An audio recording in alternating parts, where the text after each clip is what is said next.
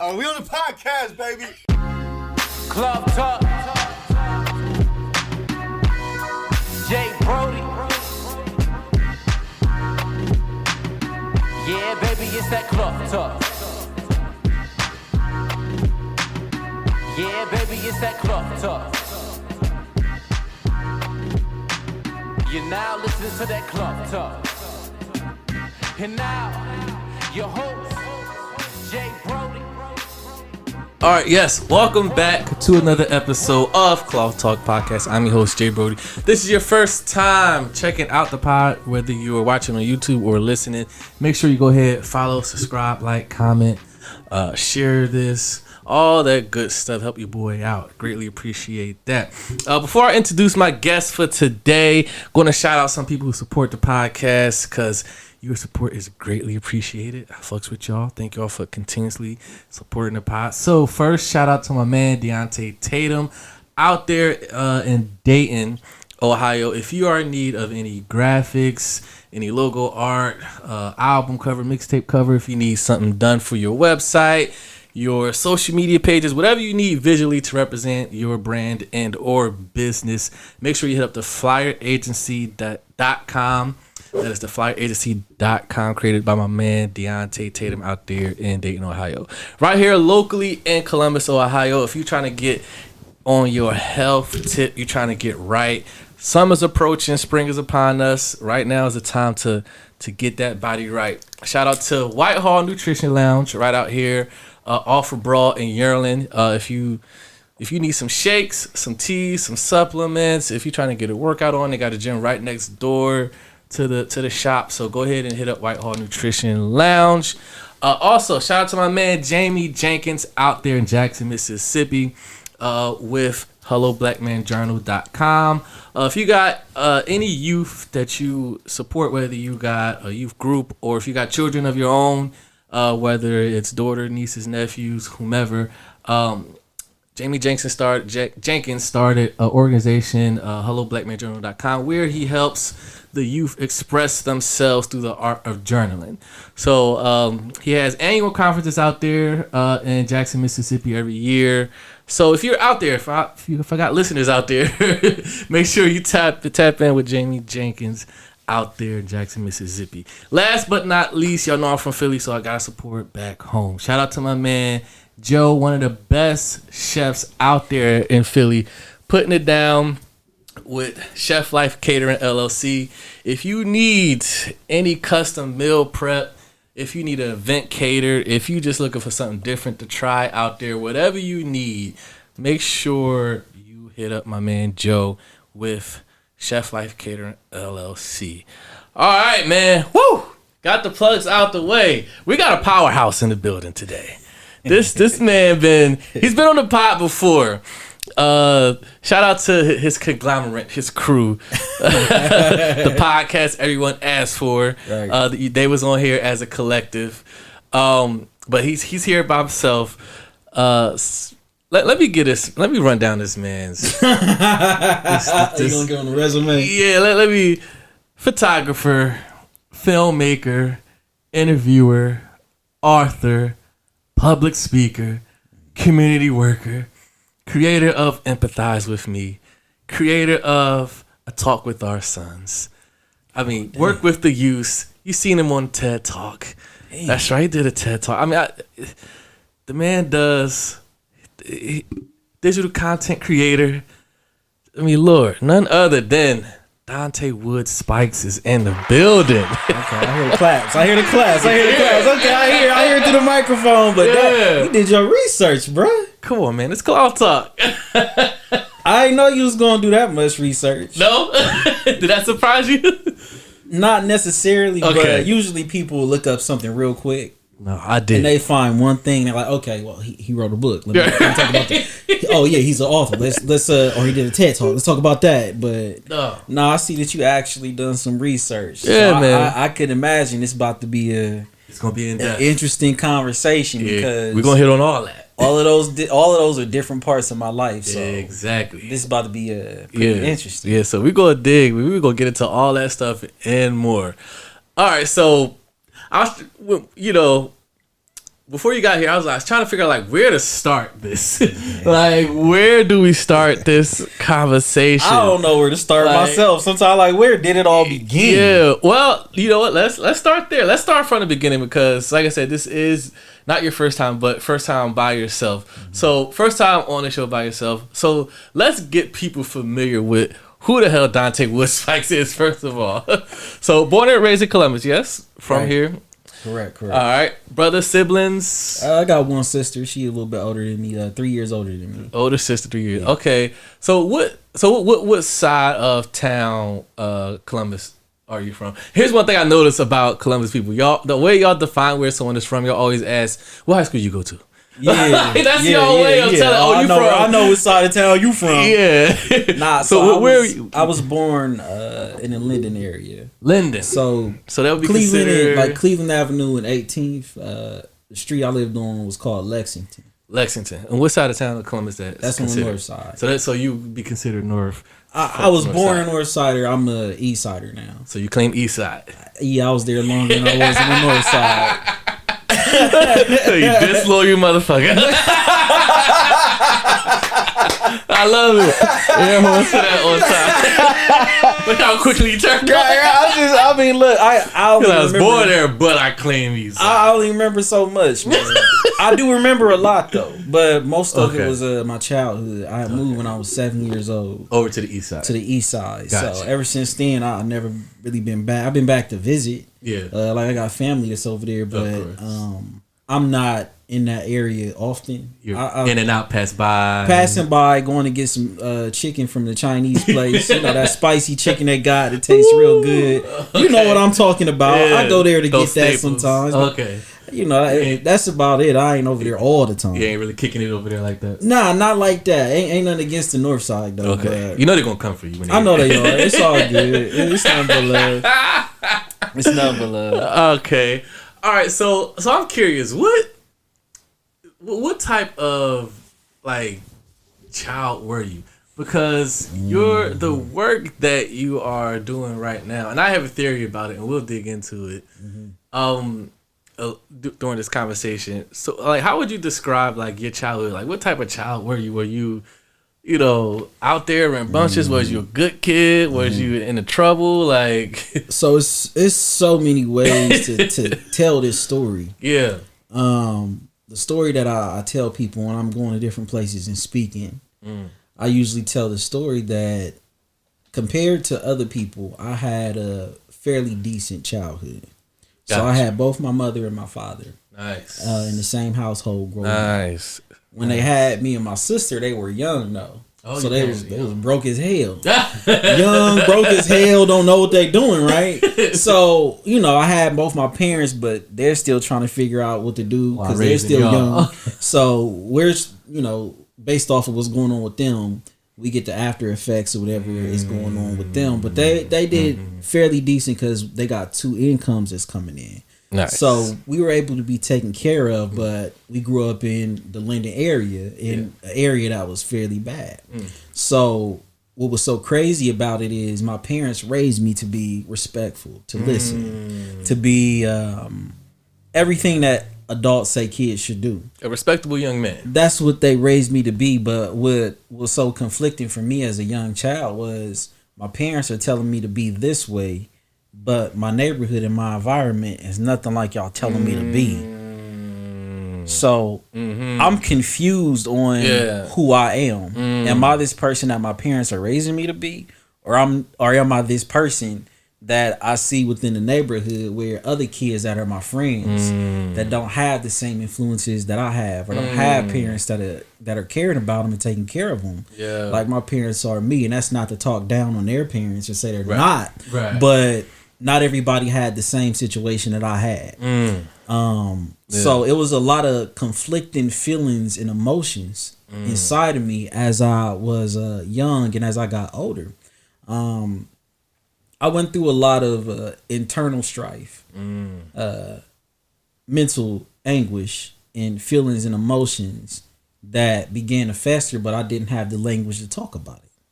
So you didn't know how to express. I don't know how to express Yeah. that I'm feeling anxiety. I don't know how to talk about depression, and I'm feeling this stuff at a young age too. We talking 8, 9, 10 years old. 8, 9, 10 years old, and I've always been a feeler, a person that feels stuff. But when no one gives you the language to say this is how I feel or this is what I'm going through right now, you don't know how to address it or talk about it. Yeah. So a lot of stuff went undiagnosed for a long time and slowly transitioned into my teenage years.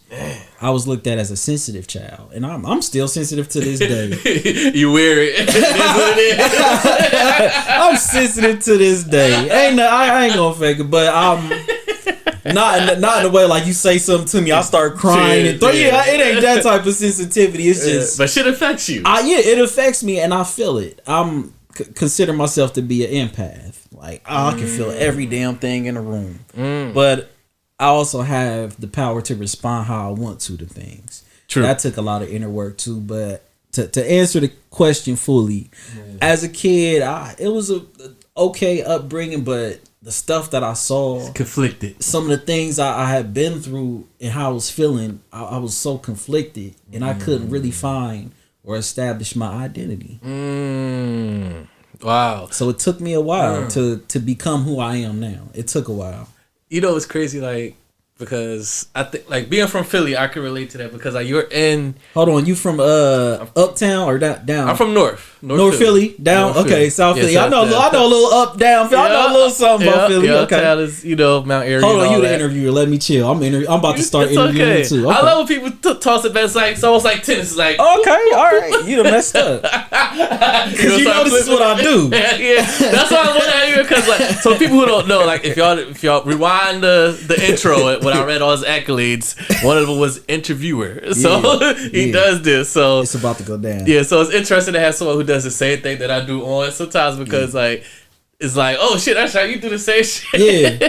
Because as you know, like being on the opposite end of like interviewing people, you're more so like leading the conversation, but when it's flipped on, he's like, okay, this is nice. Oh yeah, I get to actually like, respond. I ain't gotta put too much work in. Damn. Yeah. I know how I feel, man. Yeah, so it's good. Yeah. But no, what I was gonna say, it's interesting, when you talk about like being in the environment that you're in, but also being told, hey, don't be like this. We want you to be like this. But then you go out in your environment, you're seeing the complete opposite. Well, like, what the hell is right? Like, mom and dad just said, but all my boys and all my friends are doing X, Y, Z, etc. Right, So I'm out here, and then when I go back in the house, it's like I got to be this now. Right. Right. Yes. Yeah. Did you find yourself getting involved with like certain groups of like friends or people that you know damn well you shouldn't have been getting involved with? So what's interesting about that is yes, but in most situations I did not do what they did. What was interesting, and this is why I do a lot of work that I do and support young kids the way I do, is because I remember, as much as people talked about my friends as being troublemakers or people that were in gangs or anything of that nature, when it came to me, they didn't seem like that. That's not what I saw. I would see if something happened, they would have a reaction. And even with me, they would never. There was no peer pressure at all. I never had to really deal with that because it just seemed like people respected that I was organic. Yeah. And they were organic too, but in their own way. The thing is, if people look at us and we all walking down the street, they don't know who's different. Right. Y'all all look the same. We all look the same, right? Yeah. But within our group, we all felt the same. Yeah. We were treated the same by everybody, and we treated each other the same, but that's when those core values and who we have as people that educate us or birth us and our parents and whatnot, those core values when it comes to making decisions is where our lives were so different. Yeah. Because if something took place, they would have a completely different response than I did. Yep. My response is like, I'm ready to go home. Right. I'm about tired of this. I'm done. No, I ain't trying to get caught up in this. I want to go home. Yeah. Lay down. I'm sleepy. I want to watch TV. It's right. I'm thinking I would think those things if any type of trouble that came up for my friends.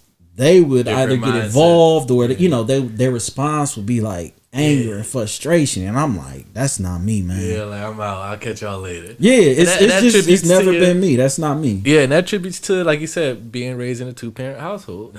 And I think, like, just hear that it shows like the distinction of when you have 2 parents in a household versus whether a single mother or a single father, because you do need both of those to feed off each other into the children or child. So I think that what your parents did instill in you, at least you had enough sense that when you got out there in the fucking streets, time to go. Yeah. When something was popping off, it's like, time to go. Let me go ahead and leave. Yeah. What I'll say on a 2-parent household is it helps you develop a conscience where you have to use your brain because there's 2 people that you have to make sure you please or you do things correct. Yeah. And they may not be 100% the same.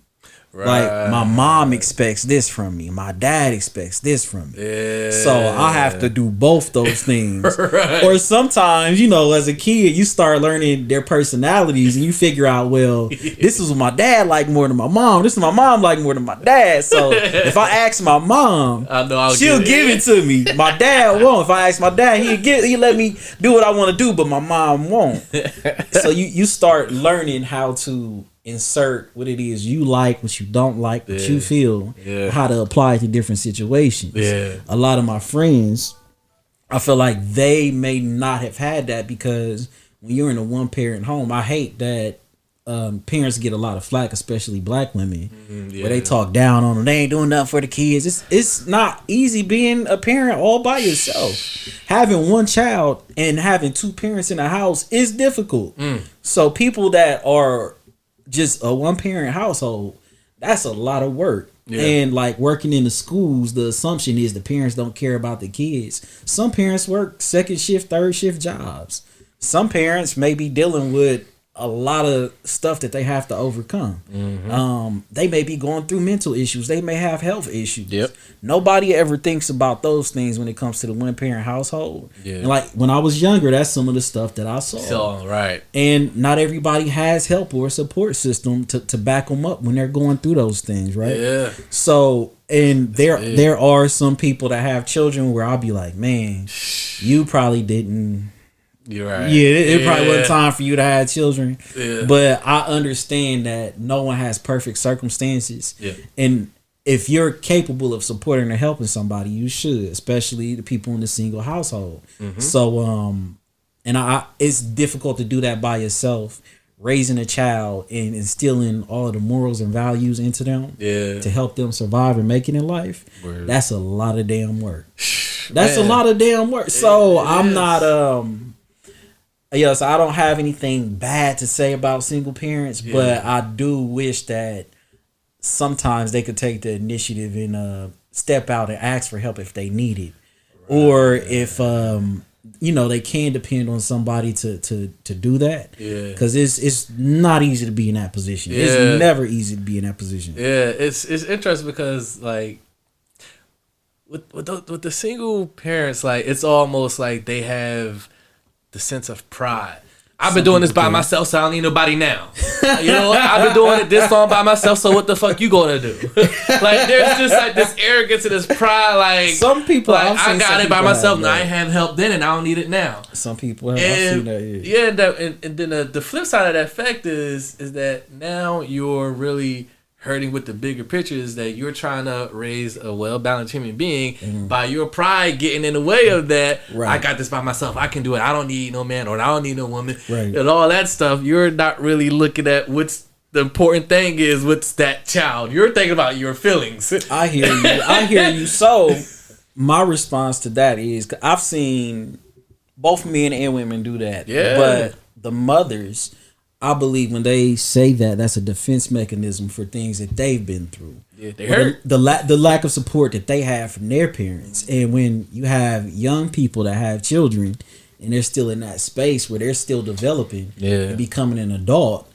their response is, well, I'm not like my parent.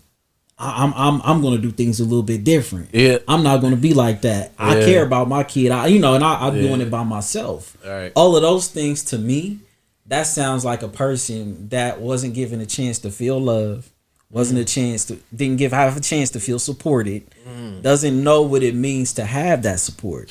So if you feel like you never had any of those things, your go-to is going to be, well, I can do this by myself because I always had to. That's what I'm going to do. I'm going to do it by myself, right? Yep. So I understand why that is, and I wish it never had to come to that for people. Yes, it sucks. It sucks for it to be that way because that just continues the cycle. Because now your offspring is gonna grow with the same mentality more than likely. Right. Well, I see mom or dad do it by herself, so mom did it by herself or dad did it by herself, so I can do it by myself too. So that, what I have to say to that, working with kids, things become normalized. Yeah. So the environment that I grow up in, if I live in a space where, let's just say by example, I see people always cleaning up, I'm gonna clean up too. If I live in an environment where nobody's cleaning up, I ain't never gonna clean up. Right.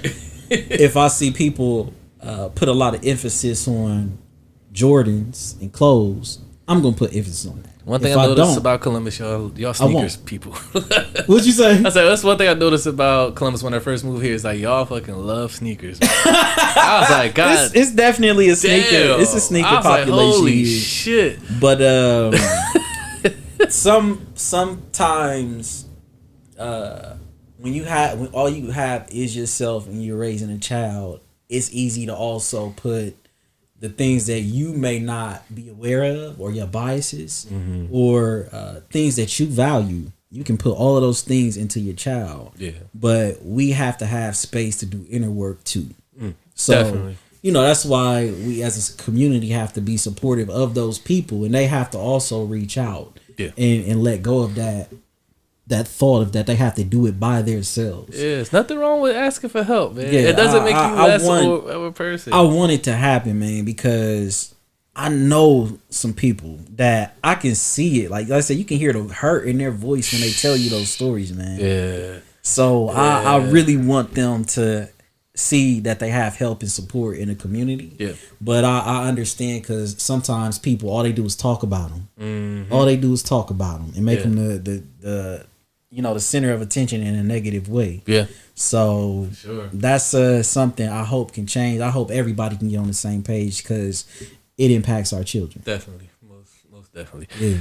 All right. So we kind of covered your childhood, type of kid were you and all that stuff. Was there a particular experience during your upbringing, or whether it's in your early childhood, teenager, high school, or college or whatever, where there was a moment or experience that caused you to dive into the work that you do?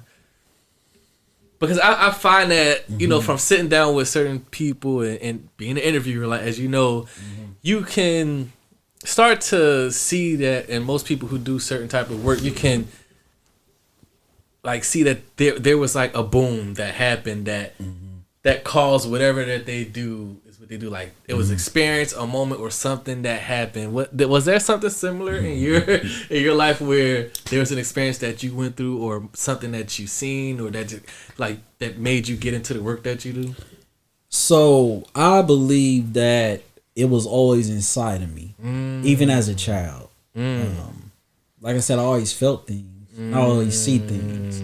Something I always felt and lived by was, you shouldn't treat people wrong. That's always been embedded in me as a child, right? That's always been there. Yeah. So when people would mistreat me, or I would see other people mistreated, I'd be like, damn, man. Why y'all like this? Why y'all doing this, man? What y'all so evil for? Leave people alone. Damn, man. But I would say it's two things that really, really pushed me. Yeah. My personal experience as a teenager, when I still didn't have the language or diction to share, this is what I'm feeling, this is what I'm going through. It turned into the beginning of multiple depressive episodes throughout my lifetime. Wow. Damn. But that was the beginning where it hit me so hard that I didn't know how to escape it, and I'm just sitting in it. Wow. And all I could think about was how much I didn't like myself, how much I felt like I failed, how much I felt like I didn't matter, how much I'm not doing what I'm supposed to be doing. All of those things are just stacking on top of each other and weighing me down, and it's getting heavier and heavier and heavier, right? Yeah.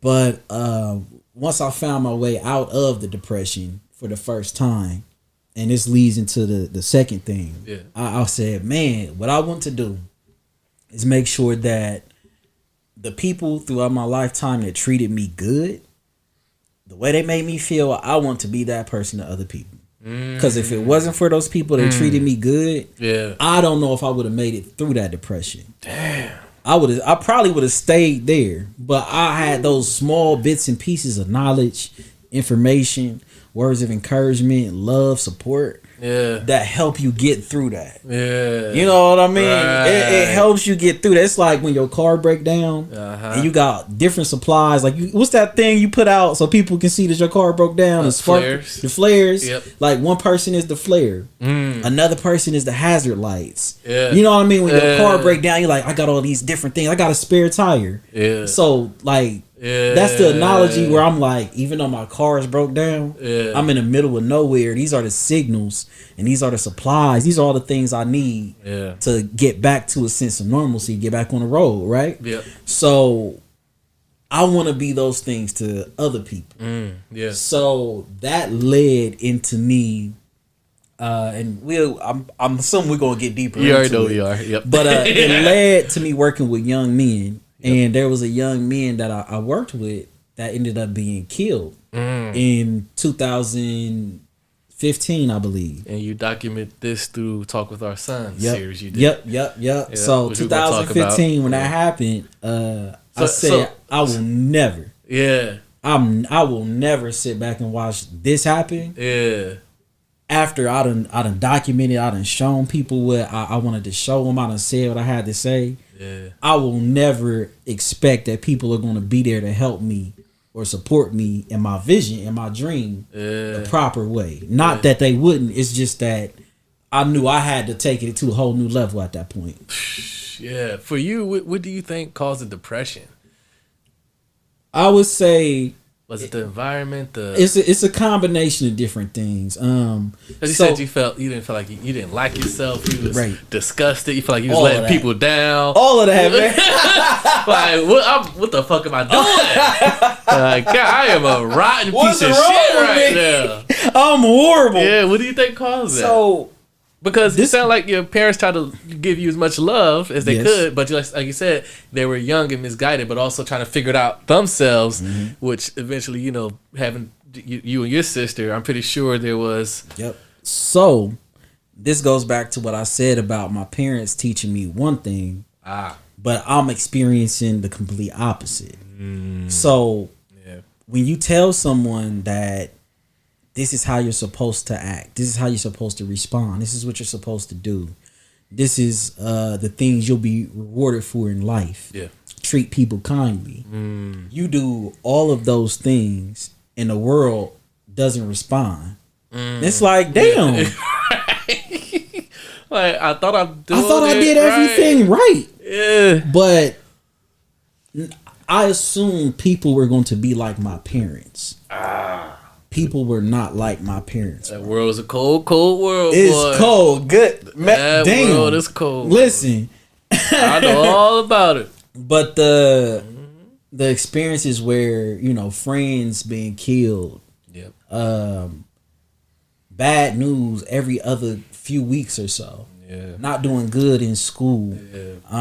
That started eating away at your spirit. Eating away at my spirit. And then, things that I thought I would be good at or things I wanted to try, not succeeding.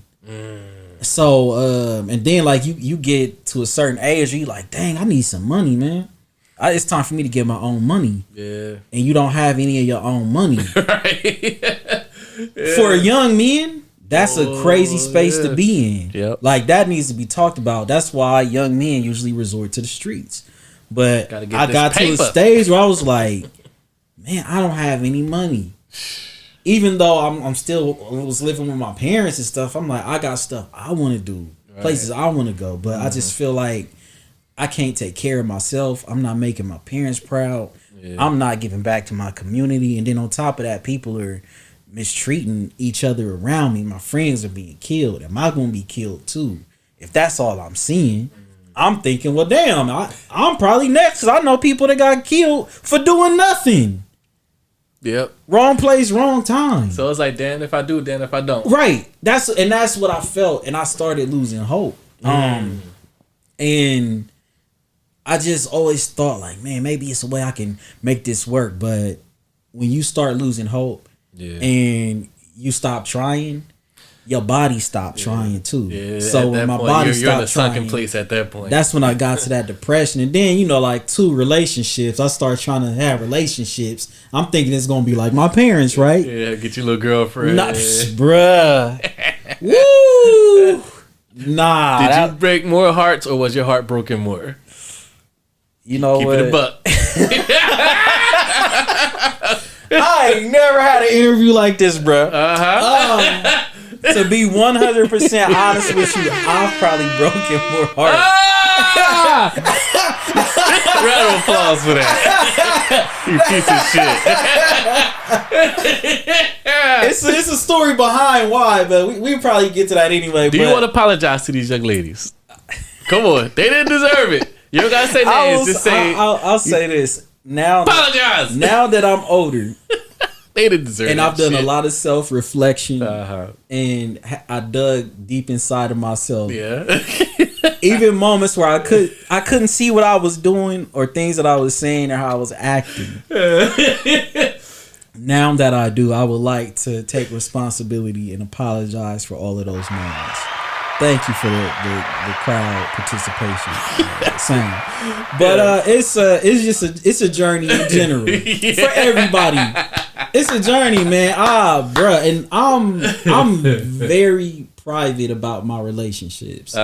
Like, it's not that I don't want people to know. Like you're hiding your girl or something. No, it ain't. It's not that. It's just there's a process to getting to trust somebody, to believe that this is where I'm going to be. Gotcha. And understanding that if our lives are connected and intertwined, we have to figure out how we're going to mesh together and how we're going to move forward. Yeah. So before you get so deep into that, you have to go through that stage. Mm-hmm. So if a woman is like so concerned about if she's being hidden or anything, like, I get it, but it's like we ain't in high school no more. It's like we adults. We have things to do, and everybody live different lives. I don't necessarily subscribe to the 9-to-5 life. I'm an entrepreneur. Yeah. So my time is inconsistent. Right. Which means it's up and down. I'm inconsistent. Yep. With another person. I feel like I'm consistent with myself.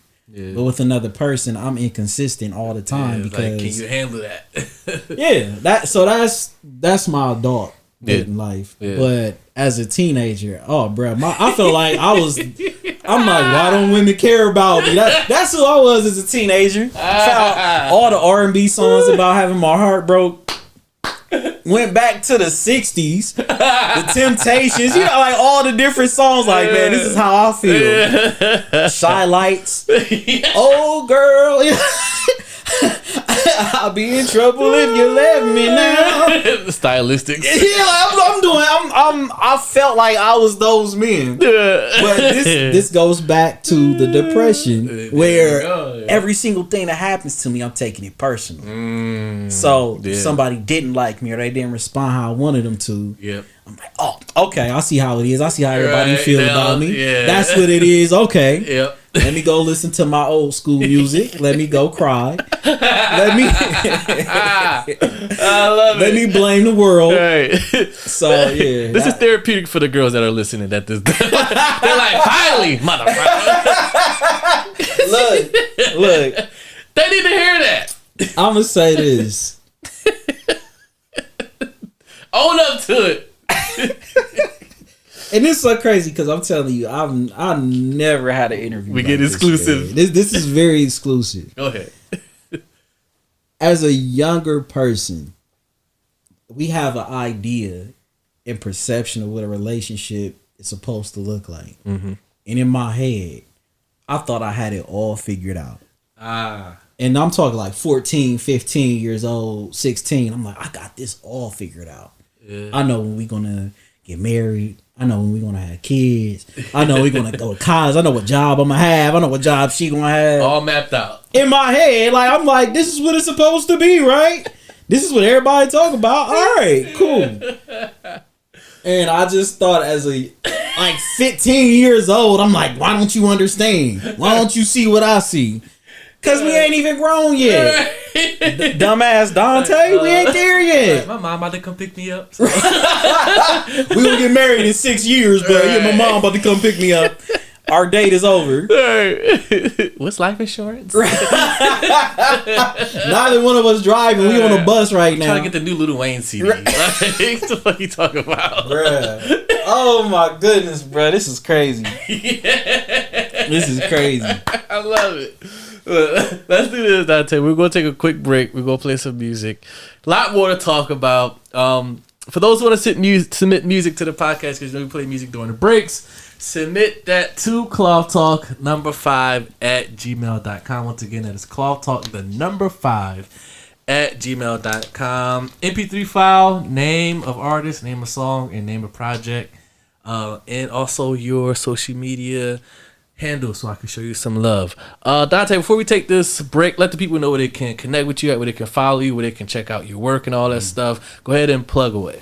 So the main place to catch me at is on Facebook. I'm constantly active on there, and that's Donte Woods-Spikes, DONTE_SPIKES.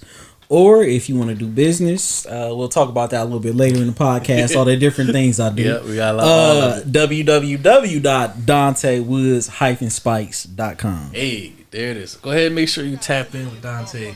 Great content, great work out there, doing great work in the community, and so much good shit that you can consume.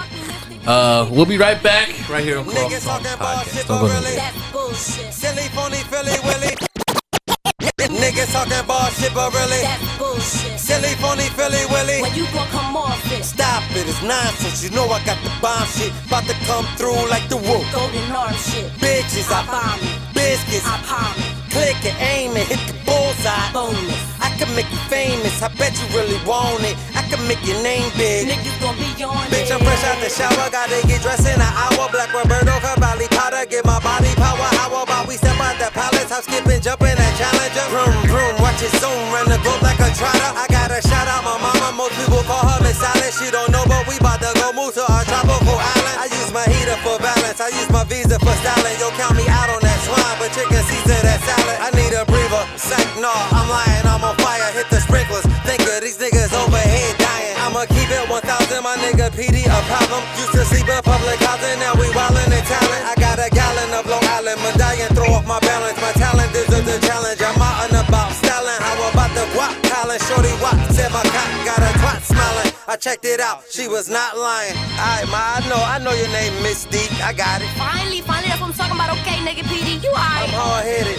Mama couldn't tell me Nothing. The block did it first flip, had my blood rush. Rush. I was hustling for the border, had the hood Jumping, But for all I know, he probably fed the city muffins, biscuits and cakes. My only crave to get it crumbing. enough to cop a pair of J's back in the days, that was something.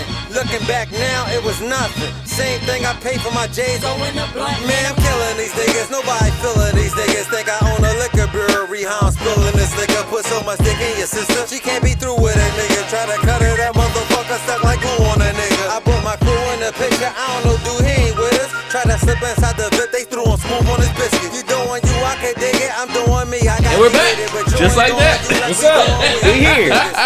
Hopefully you enjoyed that record. Dante is still here.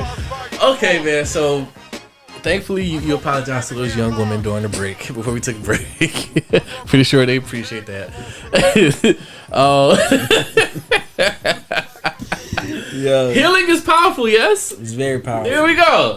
Very powerful. So we gotta take our part in it as well, Correct. which is good. Okay, so you during your you're growing up and becoming a young man, you battled depression, anxiety, and all this stuff, trying to figure out who the fuck am I, what's my purpose, what I'm supposed to be doing. I hate myself. Did I love myself? It's like there's a whirlwind of just things. Was there a point where that, and I don't think we all will have it all figured out, but was there a point where you could say, okay, I'm on the path. I figured it out. I got it. I got it. Whew. I can say where it began. Yes. I can't, because like, even right now, still in there. It's still moments where I'm like, woo. I thought I figured it out. I ain't figure it out. But he was 19. I would say around age 23 is when it clicked. It snapped. It all clicked. It's when I started looking at everything I experienced. It's when I learned how to let certain things go.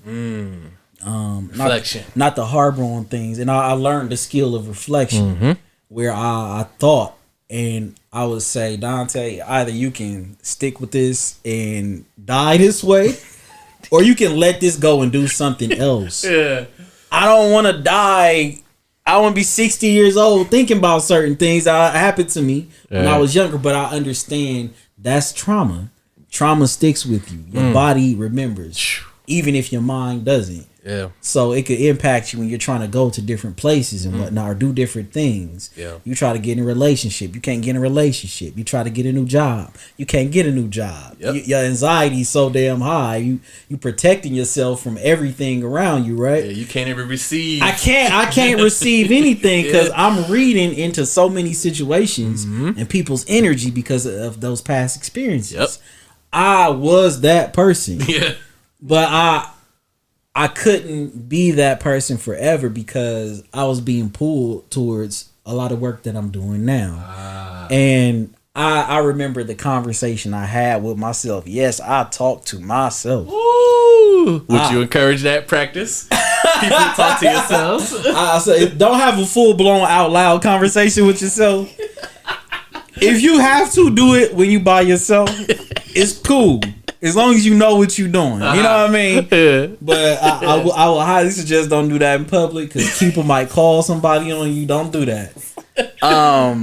But I said to myself, Donte, you know what you want to do.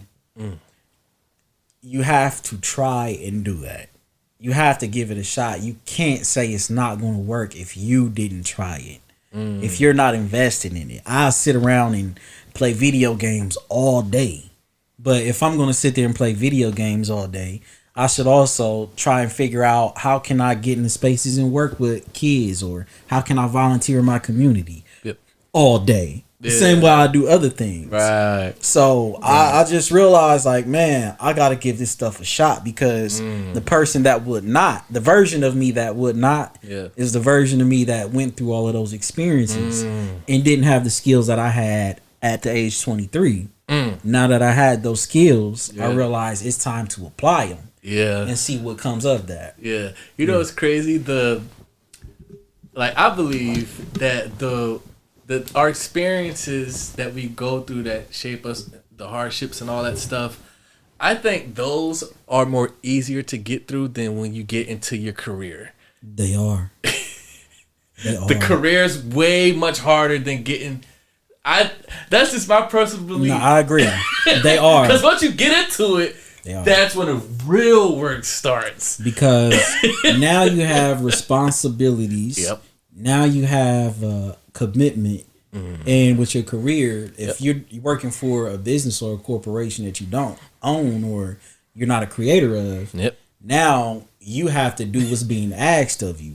So that's another layer where you like, damn, I don't feel like doing what they want me to do. But you can't escape some things because, you know, if I don't go to work, then I don't get paid and I can't pay my bills. You're an adult now. Right, you're an adult. You're an adult now.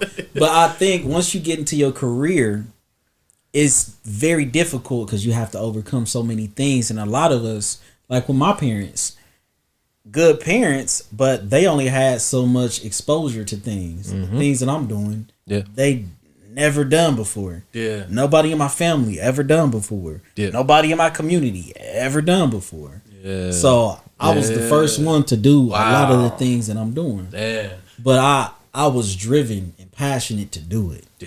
Yeah. Let's talk about A Walk with Our Sons.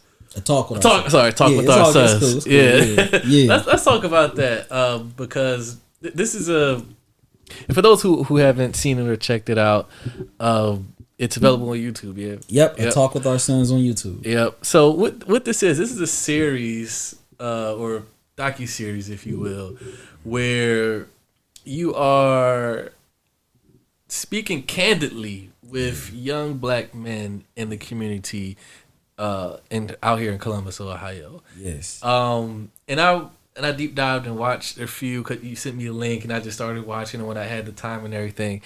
And in the beginning, I believe it was the first episode of the trailer, you was narrating what motivated you to do this. And you spoke about it a little bit earlier before we took the first break, that you developed this relationship with a young man and it was kind of like a mentor, big brother type relationship. And the young man unfortunately ended up losing his life, getting murdered.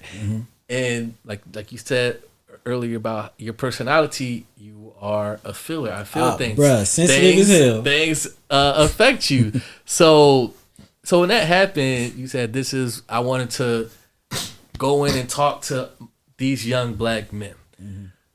I want to talk about your relationship with that young man first, then we can talk about the docu-series.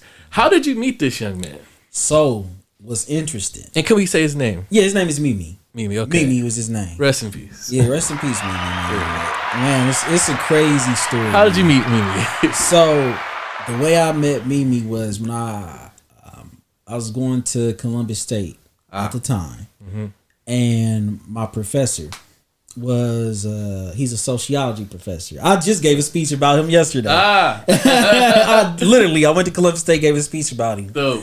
I was in his class and he was like, I'm a part of this group called Safe Neighborhood and it's not too far from the church. So it's on Main and 22nd, First English Lutheran Church. In my head, I'm like, Lutheran Church? I'm like, it's gonna just be like some white people. In my head, I was you a safe neighborhood, but Main and 22nd, if you know Main Street and you know 22nd, you know those two streets together, it's like, wait a second. There's something. When they intersect, it's like, what is there? So in Columbus, people know. But when we got there, the dynamics of the church was, it was an older church. And they did have a lot of older members, but the church also has services where they support people in the community. Gotcha. So most of the community were black people. And the area is poverty stricken. So a lot of people in the neighborhood began coming to the church. So the after school program, the kids would come. The Bible study, the kids would come. They would just come to the church for different things. Thursday night dinner, the kids would come. The people would come. The homeless people would come. And we also had people like lawyers would come through and like if people needed legal counsel, they would get legal counsel. If people needed jobs, we had people on site giving jobs. So when my teacher took me there, I got introduced to all of that stuff and I was like, oh dang, this is dope. This is what I want. So I stuck around. And what's so crazy about it is when I first got there, I always tell this story. They had caught the reason Project Safe Neighborhood came into existence is because the church and other things too, but the church had caught gunfire on camera in the alleyway. And the pastor was like, yo, I want to connect with the neighborhood and let them know this is a safe place to be. Just because they saw that does not mean it represents the neighborhood. And I was like, I feel that. That's what's up because one bad thing can happen. Everybody like, I ain't going over there no more. That's not a representation of us. Nah, it's not. But this is the funny part. The pastor was like, we could walk around and we could pass out cold soda to people. And I was like, in my head, I was like, oh, hell nah. This is crazy, bro. What's wrong with you? You tripping. But they called the news the day we was gonna walk around the neighborhood and pass out cold soda to people. And the news was like, yeah, we're gonna follow you around. I was like, y'all all crazy. No, then y'all got the news out here following us around. That mean we snitching. They gonna get upset with us, bro. Like, I'm in my head. I'm like, this is crazy, bro. Right. I'm losing my mind. My heart is beating. I'm thinking I'm about to lose my life today. The news is following us This around. is street code violation 101. 101, like crazy. Like, what are we doing? But the pastor, he was an older, tall, white dude. And he's just walking around like feeling confident. I'm like, bruh, man, I'm scared for you, bruh. I don't know what's gonna happen. Wow. The first person he walked up to, and this is where I realized what he was doing. First person he walked up to was like the most hood looking dude you could think of. I'm like, all the people, pastor, you picked this dude. Hoodest dude you could think of. Look like he did 10 years. Told you it was a bad idea. 10 years. Pastor says, hey, you want a cold soda? And the man like, yeah, I'll take the cold soda. And then they start talking and the pastor invited him to the church. I was like, oh. Outreach. This is outreach. This is actual outreach. This is not talking about outreach. Yeah, we out touching the people. This is not sitting in one spot hoping people come to you. Tell your friend and tell your friend and bring your friend. It's not that. It's not like, when you cut the light on and all the moths fly to the light. Nah, we're going out there to reach people and talk to them. Yeah. So I found out through the pastor, I'm like, dang. This is how you do outreach, and this is his unique way of doing it. That's him like introducing himself, giving somebody on a hot day something cold to drink, and inviting them to the church. Yeah. So we did that, right? I go home and look at the news story because we were promoting that we had a neighborhood dinner that we wanted people to come to the next day. So I don't know if you know. Oh, you actually probably do because you were a videographer. So you can tell stories the way you want to based off how you edit the video and the voiceover that you give. Yes. And you can make it look like it's something that it's not. Yep. So the news is notorious for trying to tell their own story. So what they did. Oh fuck. Yeah, we getting into it, bro. Yeah. We out there, we talking to people, enjoying ourselves, having a good time, right? And they captured some of that. And we acknowledge that bad stuff happened in the neighborhood, yeah. But the news story made it seem like this neighborhood is plagued and everyone is frightened and the kids can't go to school. And they kind of told that story, right? Wow. And then what made it crazy too is they interviewed me. And the way they introduced me is they said, Donte Woods-Spikes grew up in this neighborhood. No, I did not. Completely false. I'm like, hold up, bro. Everybody in the neighborhood gonna see this video. And they gonna see me tomorrow. Fuck. So I was like, oh, damn, bro. This is wild. Damn. This is wild. So damn. Everybody in the neighborhood gonna see me tomorrow. Oh, shit. So I'm like, y'all follow us around. And they got guys on camera like standing around and they kind of like bleeped their faces out and showed their hands. And there was like a transaction taking place. No, it didn't. It didn't. Oh my God. If it did, there would be no reason for it to be in that story because that's not everything we were talking about, right? Wow. So we're trying to uplift the community, invite them to the church, but the story portrayed the way it's told is the enemy is the community. They're fucking hooligans. So next day I go to the church, right, and it's this lady cussing the pastor out. Oh shit. I'm like, ooh, I don't know if I'm gonna be here today. So she leaves and the pastor like, I think she's upset about the story from yesterday. And I was like, yeah, I would imagine. Right, like I would imagine. I would imagine. Yeah. And I'm like, all right, man, let's just go ahead and do what we do. Because, I respect the church and the pastor and what they doing. I'm like, this is some real community work. Yeah. I go downstairs, bruh. It's this 6'5", 300-pound monster just standing there. Shit. I ain't never seen him before in my life. Like, I've been to the church for a while. I've been doing the Thursday night dinners with people for a while. And I'm like, I ain't never seen this dude before. And then he was like, is you Donte? Oh, fuck. And I'm like, I don't know. In my head, I'm like, am I Donte? Or am I somebody else? Am I Andre? You know what I'm saying? Like, is my name different? My middle name Deshaun. Am I Deshaun today? But I was also like, you know what? Yeah, I'm Donte. Whatever's gonna happen was gonna happen. It was gonna happen. It's gonna happen. I'm Donte. So, dude, he leans over and give me like this big ass hug. And he's like, bro, I appreciate what you doing in this community. Like everything you doing, I love it, man. Let me know what you need help with. I got your back, bruh. And I was like, thank you for not killing me, bro. You know, I'm like, thank you for not killing me, man. But after that, I kid you not, I don't know if it was him. I don't know if it was a lot of other guys in the community, but a lot of the men in the community was like, yo, Donte, I see what you're doing with the kids and what you're trying to do. Let us know if you need our help. Wow. So I got like, dudes that's been in prison, dudes that's in the streets, fathers in the neighborhood, people that work at they got jobs in different places. Like, we got resources. Let us know what you need. Wow. And it all just came out of nowhere. Damn. But the younger men still wasn't feeling me like that. Because I worked with younger kids, but I didn't work with teens yet. Okay. So the teenagers still was like, nah, we ain't feeling him like that. Yeah. So, a little bit after that, I was like, yo, Pastor, his name's Pastor Bob. I'm like, Pastor Bob, I want to do something for the young men because they, you know, get in trouble sometimes. Yeah. And what we want to do is make sure that they have something to do in the community so they don't get in trouble.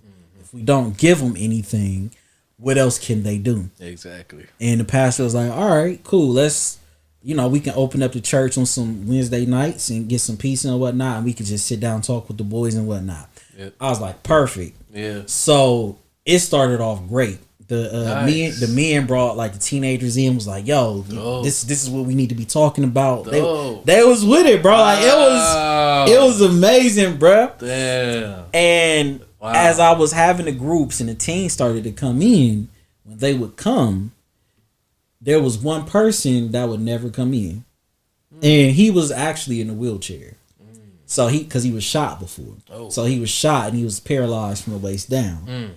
So what I saw was the teens would come in and he would be sitting out there in a wheelchair and then he'd turn around like by himself and just go away. And I'm like, damn, that's messed up. Right. Like, y'all ain't gonna invite him in or anything. And they would all just kind of look at me funny.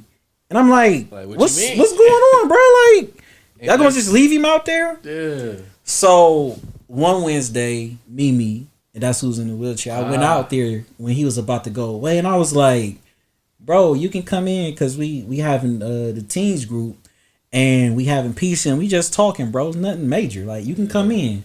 And he felt like, and I believe before I got there, something happened where somebody was like, we don't want you to come to the church because, you know, but it was people there that embraced him. But I believe it probably was somebody there that I never met that said something to him that made him feel like I ain't even gonna come around. Like, I'm not walking here. I ain't gonna come around. Yeah. But I was like, look, bro, Wednesday nights when I'm having the teens group, you can come in with us because you part of their group. You their family and whatnot. I found out that he was actually a little bit older than me.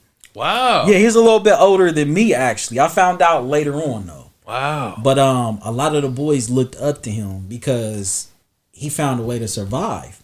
And throughout the neighborhood and take care of himself, even though he was paralyzed from the waist down. Yeah, he still found ways to survive. Wow.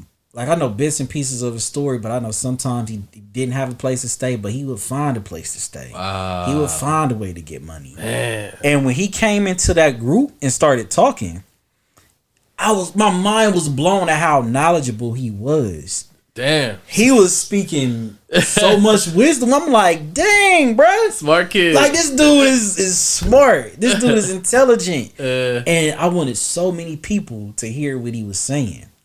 But this is where the story turns. 1 week he didn't show up. And I'm like, that's normal. Because the boys don't show up every week. Some days you get 5 boys. Another week you get 30 boys. 1 week you get 10 boys. The next week you get 8 boys. I'm not pressuring nobody to come. Yeah. But you would see, like, if they took 1 week off, they would come the next week. Yeah. He went missing for about a good 3 weeks. And we were all like, dang. Okay, that's the What's third up? Ain't Wednesday. nobody seen him or heard from him, first of all. Uh, I got on social media and saw that his family was saying, like, Mimi, he's missing. Mimi is missing. And I'm like, missing? I'm like, hold up, bro. Like, everybody knows Mimi in that neighborhood, and they see him all the time. yeah. He's always with somebody, right? So I'm like, something's not adding up Yeah, it in didn't this make story. sense. Something's really not adding up if we're always around him and everybody always sees him and is with him. And I went to the church and I asked them, like, y'all, Mimi is missing. Have y'all heard from him or seen him? They were like, nah, we haven't heard or seen anything. And I'm like, damn. So nobody know nothing. Like, nobody knows nothing. This is blowing my mind. Yeah. I go home, I cut the news on, and his name went across the screen with his picture. And it said that he was murdered. And I was like, damn. Wow. Damn. Shit. And come to find out, it was somebody that he was close to. Damn. So that answered the question right there. Where I was like, how is it that nobody knows? Yeah. People probably thought he was just hanging with somebody he always hang with. Yeah. But it was somebody that he was cool with. Wow. And that messed me up so bad, bro. Like, I felt like a hypocrite. I felt like I let all the boys down. And that's when that depression came back.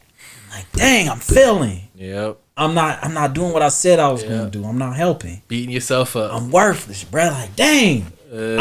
How can I sit here and tell all of these young men that there's different alternatives to life, but I can't keep your peers alive? I can give you everything else except for your life. What am I doing? You feel me? And I stopped going to the group for about 2 months because I was like, I cannot look these kids in the face. I cannot do it. I feel like such a failure. Wow. And then Damn. I had this thought where I was like, yo, Donte, hold up. You know what you've been through when you were younger. And your goal to get around these young men were to talk to them. It was to be around them, support them, and get their story out there, right? I was like, I got to get back. And I got to give them something, because if I stop just because Mimi was murdered, that means that everything that I did has been in vain up to this point. Out of respect for him, what I'm going to do for the young men that looked up to him is make sure that their voices is heard. I don't have any video on Mimi. Damn, never got a chance to film him. So out of all of those what we saw, videos that people could see, if I recorded him, people would have really been like, dang, bro. Right. But I don't have nothing. Wow. All I can sit here and tell you about him. Damn. But nothing. He's not on video. Damn. Nothing at all, bro. So that ate me up. That really ate me up. But I was like, all right, I'm going to start doing videos about all the other boys and start learning about their stories. Yeah. And that is how A Talk With Our Sons was born. Woo! What a story. That's how A Talk With Our Sons was born. Wow. Yeah. Wow, man. And for those who are listening or you're watching on YouTube, if you haven't had a chance to check that out, I recommend. Now, as a videographer, he's very critical of himself. He told me he's not proud of this work because it's some of his early stuff. The earliest. The first time I pressed record. Yeah, this is 2014-15. Yeah. Oh man. Yes, it was. Yes. You had the Canon Rebel T2i. I had it was called like a Vixia. Handheld point and shoot. Yeah. It only went to like 720 megapixels. You know what I'm saying? Like, oh man. Yeah, but it's still up there available. So you know, these, you know, like I said, I went through them. So there's some very candid conversations with those young men, and you ask them some questions where you really get to see where the mind of a young black man is. Yes. Why are they thinking that way? What they really think, and then some of the answers, it's heartbreaking. They're heartbreaking. It's touching. So I recommend, because we can sit here and talk about it all day, but we got so much more to talk about. But I recommend people go ahead and check that out. A Talk with Our Sons, man. Very powerful stuff with young black men. So check that out, man, if you get a chance. We're going to take another break, Donte. Yeah. We got to play some music. We got so much more to talk about. Let's go. Yeah, man. Where can the people find you? Where can they get the work? Where can they connect with you? Where can they, get everything associated with Donte Woods-Spikes? Right. Like I said before, Facebook, Donte Woods-Spikes. My website, DonteWoods-Spikes.com. Also, I forgot to plug my Instagram and my Twitter. That is at Dante's Eyes. That is DONTES EYES. Dante's Eyes. I love it. I was like, wait a second. I don't know what I was about to spell. Dante's is like I was about to mess it all up. But Dante's Eyes on both Twitter and Instagram. There it is. Right on. We'll be right back here right on Club Talk Podcast. When I make it to the top, I'ma jump off just to show you that I'm fly and I'm not y'all. I just wanna live and die like a rock star. I'm just trying to live and die like a rock star. When I make it to the top, I'ma jump off just to show you that I'm fly and I'm not y'all. I just wanna live and die like a rock star. I'm just trying to live and die like a rock star. I'm just trying to live and die like a rock star. Keep the blicky on me in case a nigga jump off. But I'm just trying to pop some bottles and get topped off. Because I'm good in every hood, because I'm not y'all. When you get wetted with the rain, I pass the mop off. They try to put you in the kennel when you topped off. The devil knocking at my door, I say I'm not home. These niggas acting like they killers, but they not though. I know we're killers in the street, most of them not home. But I'm still fucking with them, so I send a kite off. But when I make it to the top, I'ma jump off. This to show you that I'm fly and I'm not y'all. When I make it to the top, I'ma jump off. Just to show you that I'm fly and I'm not y'all. I just wanna live and die like a rock star. I'm just trying to live and die like a rock star. When I make it to the top, I'ma jump off. Just to show you that I'm fly and I'm not y'all. I just wanna live and die like a rock star. I'm just trying to live and die like a rock star. Yeah. All these niggas telling stories and they start to bore me. When it come to taking shots, I feel like Robert Ory. I got rings on every finger that Bill Russell jewelry. Homie numbers don't lie, check his story. You tryna get a bag, boy, I'm tryna cop a phone. You wanna pop a tag, me, I'd rather pop a coat. Flute glasses, making music every time we toast. I don't wanna laugh, but you're looking like a joke. Obama wanted change, I wanted progress. Presidential tin on that Mozzie with low mileage. Plus it's paid in full, I ain't leasing, it ain't no finance. Plays I'm pulling up on BB Rex. When I make it to the top, I'ma jump off. Just to show you that I'm fly and I'm not y'all. I just wanna live and die like a rock star. I'm just trying to live and die like a rock star. When I make it to the top, I'ma jump off. And we're back right here on Club Talk Podcast. I just wanna live and die Donte like a rock is here. star. I'm just trying to live and die like a rock star. Stories, talk about his work, how he got involved in all this stuff, getting his story as well. All right, man. So, like I said, you do a lot, and then we get Empathize with me. You hit us with that. So Empathize with me. I kind of have a rough idea of, so far, like talking with you, where that came from, because it's pretty much an extension of your personality. Yeah.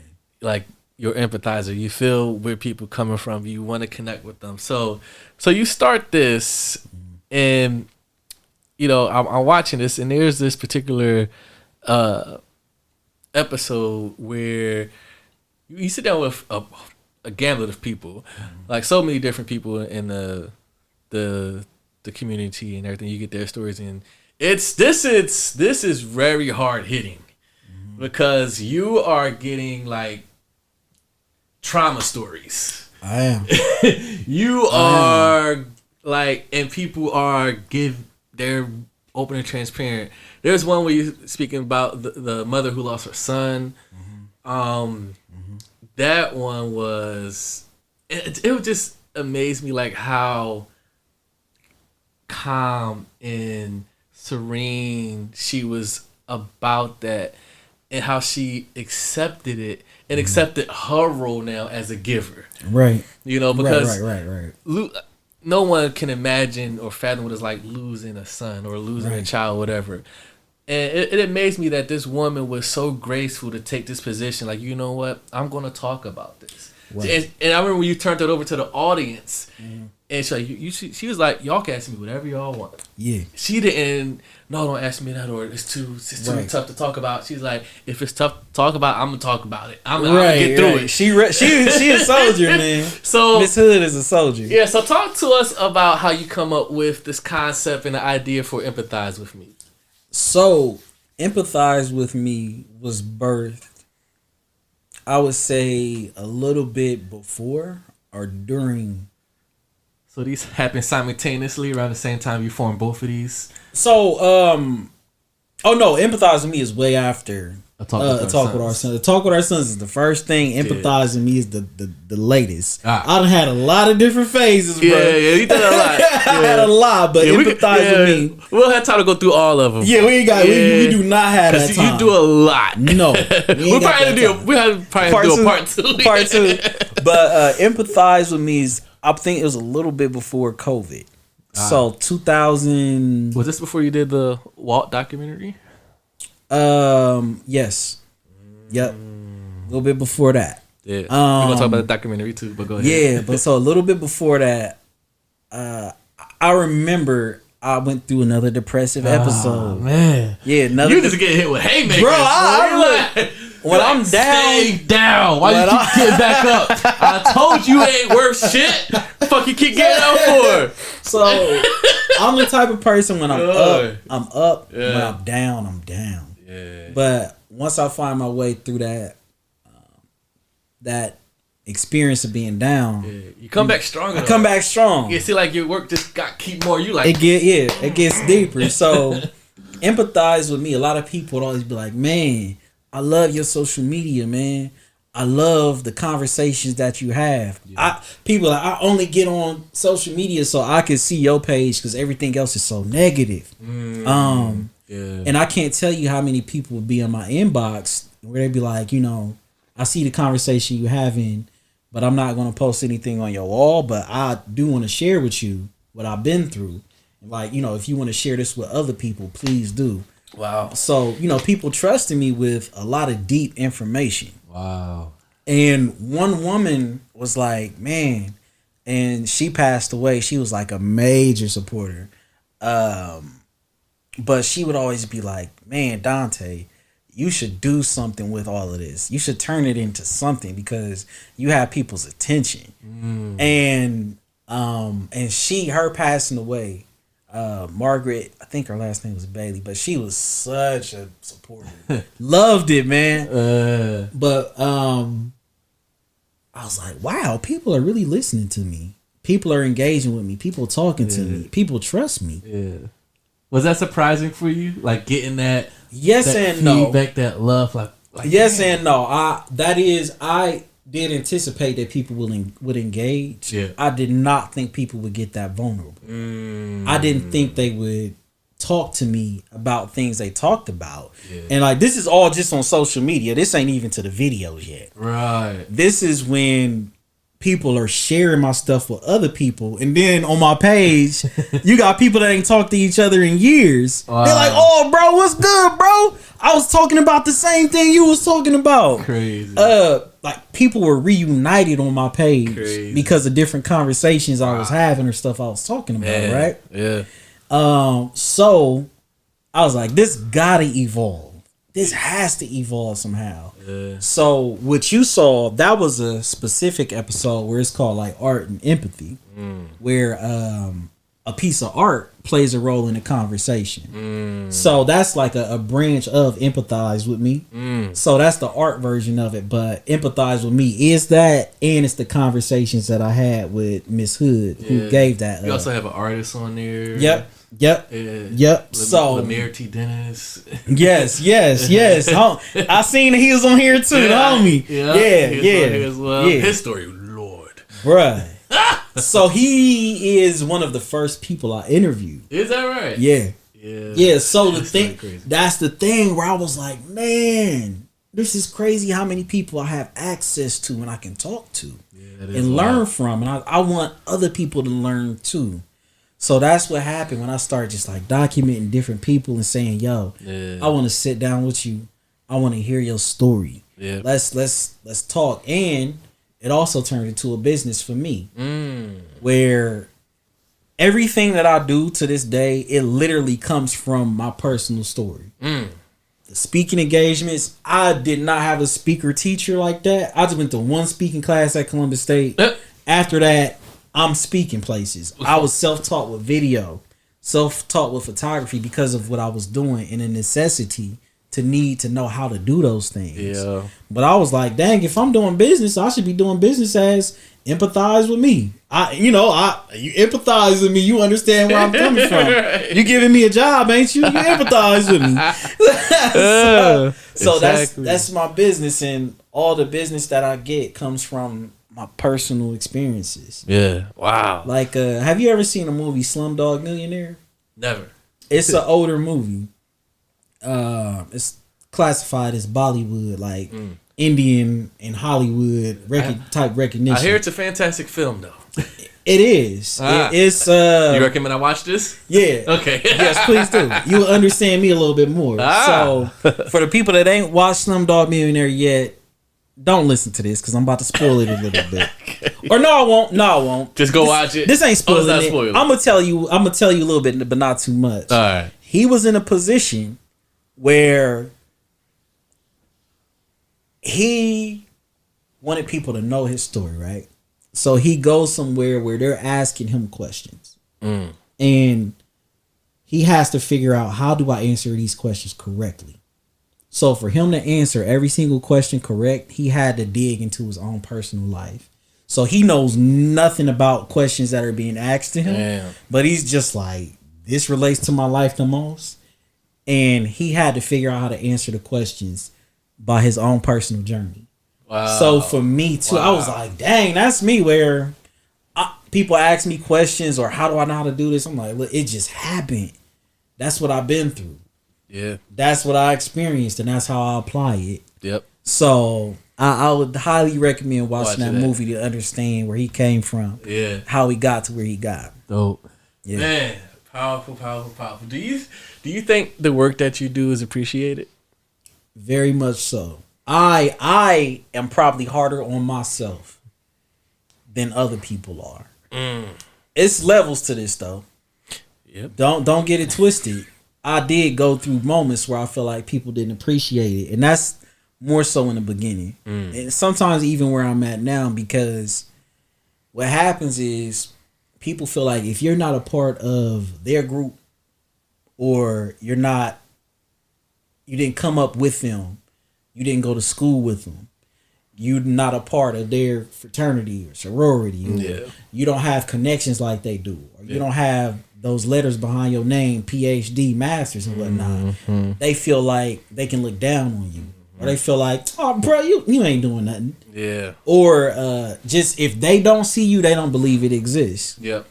Yeah. So kind of like with Mimi, how I don't have any video on him. Yeah. I can only talk about it. With myself. I would end up in spaces and people like, who are you?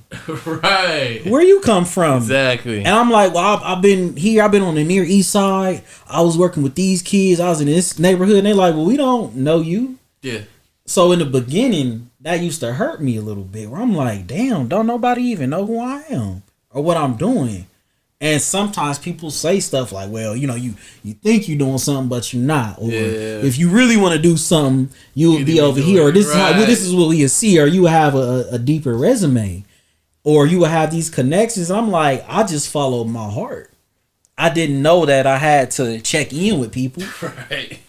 I didn't know it was rules to this. I thought we were all doing the same damn thing. Yep. But I've made it to a point now where I realize that is always going to happen.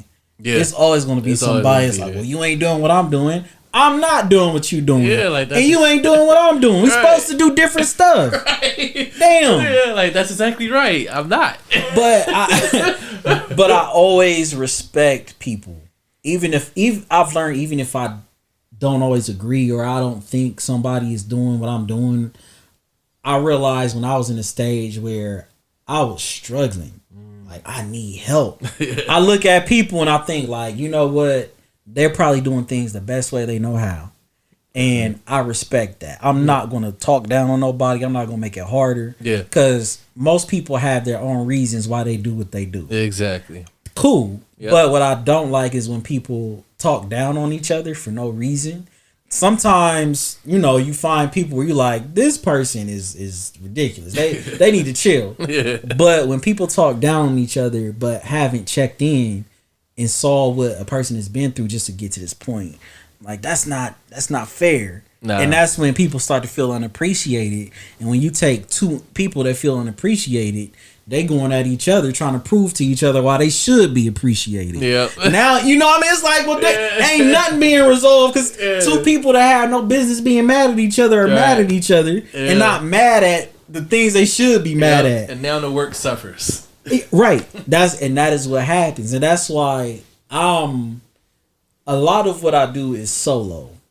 I work with people, but at the end of the day, I make the decision for myself on what I want to do. You steer your ship. Yes, all the time. I can't have any. And nobody tell Donte, you need to go interview that person. You need to do that. I'll do it. I'll do it when I feel like it. You know what I'm saying? I'll do it when I'm ready to do it. You feel me? But I'm harder on myself than other people are because people have to remind me, like, Donte, we see you. You know what you're doing. Yeah. But it all goes back to that beginning experience with Mimi. Something like that happens, I'm like, damn. Yeah. I could have done more. I should have been more present. Yeah. I wish I had this. I wish I had that. And people are like, Donte, you've done a lot in one lifetime already at the age 33. And I'm like, I know, but I just feel like I could do more. So much more. Because I see the bigger picture. Yeah. And I'm like, I gotta get there. I have to get there. But I also have to realize that I gotta take breaks. Yeah. And I have to appreciate the small steps that I made to get where I am now. Definitely. So I sometimes, I hate to sound, it made me feel like I'm bragging, but sometimes I forget to appreciate myself. The work I do is appreciated, but I forget to appreciate myself in the process. Yeah. Yeah, for sure. Yeah. Is there like a ultimate goal with the work that you're doing? Because like you said, like, you know, with the photography, with the filmmaking, with the sit down interviews, with the public speaking, the community work, you know, all of those things. Is there a ultimate goal you see for yourself in what you're doing with all this? Or you're just in it? So, both. Yeah. Round of applause to Donte. Both. It started off with me just being in it. Because, like I said, by necessity, I learned. And I did those things. Yep. As time passed, I realized, like, whoa, this is some powerful stuff. All right. I have different avenues that I could take. And I have lots of options. And I'm doing quite well in all possibilities, the video, photography, the public speaking, being an author. Like all of these things, for a person that didn't come from it, I'm doing pretty damn good, right? What I want to do with everything is all the young people that I worked with or all the young people that come from the neighborhood where I came from, I want them to know that they can do that as well. Because when you don't see it, you don't know it exists. I want them to know you can be an author. You can make documentaries. You can take pictures. You can do whatever it is you want to do. Yeah. And I want to show you that it's possible. I don't want to just say it. I want to show you. Yeah. Versus, because I always hated when I was a kid, people would show up. You can be anything you want to be. You can do anything you want to do. Yeah. And then I'll be looking for them. Like when I get to talk to them again, they never come back. Yeah. All right. Like, where you go, bro? Yeah, you put all this investment in. Right. Talking all that stuff, you ain't nowhere to be found. Yeah. But I said I will never be like that. And I will be present and available for the kids that know me. So they can call me like Mr. Donte. They do it to this day. And most of the kids that I worked with before the teenagers, like with the boys, they're graduating now. Wow. Yeah. Wow. So the teenage boys, some of them were like 24, 25. Yeah. They at that age. But the kids that I worked with before them, they're graduating like these past 2 years. They're all graduating now, right? Crazy. And they're like, Mr. Dante. They remember when I had the camera 10 years ago when I was like interviewing them, doing documentaries about them. Wow. When I was just like doing community events. They remember all of that stuff. That's crazy. And they're asking me now, like, you know, what do I do? How do I get in school? How do I get a camera? How do I get started? That's crazy. You get to see the impact you had on them. Right. Yeah. Right. And that's crazy. So yeah, man, that's they kind of guided me and let me understand, like, all right, this is what I should be doing. Yeah. With all the things that I learned and things that I do. Nice. And that's perfect because that actually like leads into like segues to my next like question. It was like, because I think about like all the things that I do and like my impact on people, like, and I think about like, damn, like what's the most rewarding part of all this? Ooh. You know, and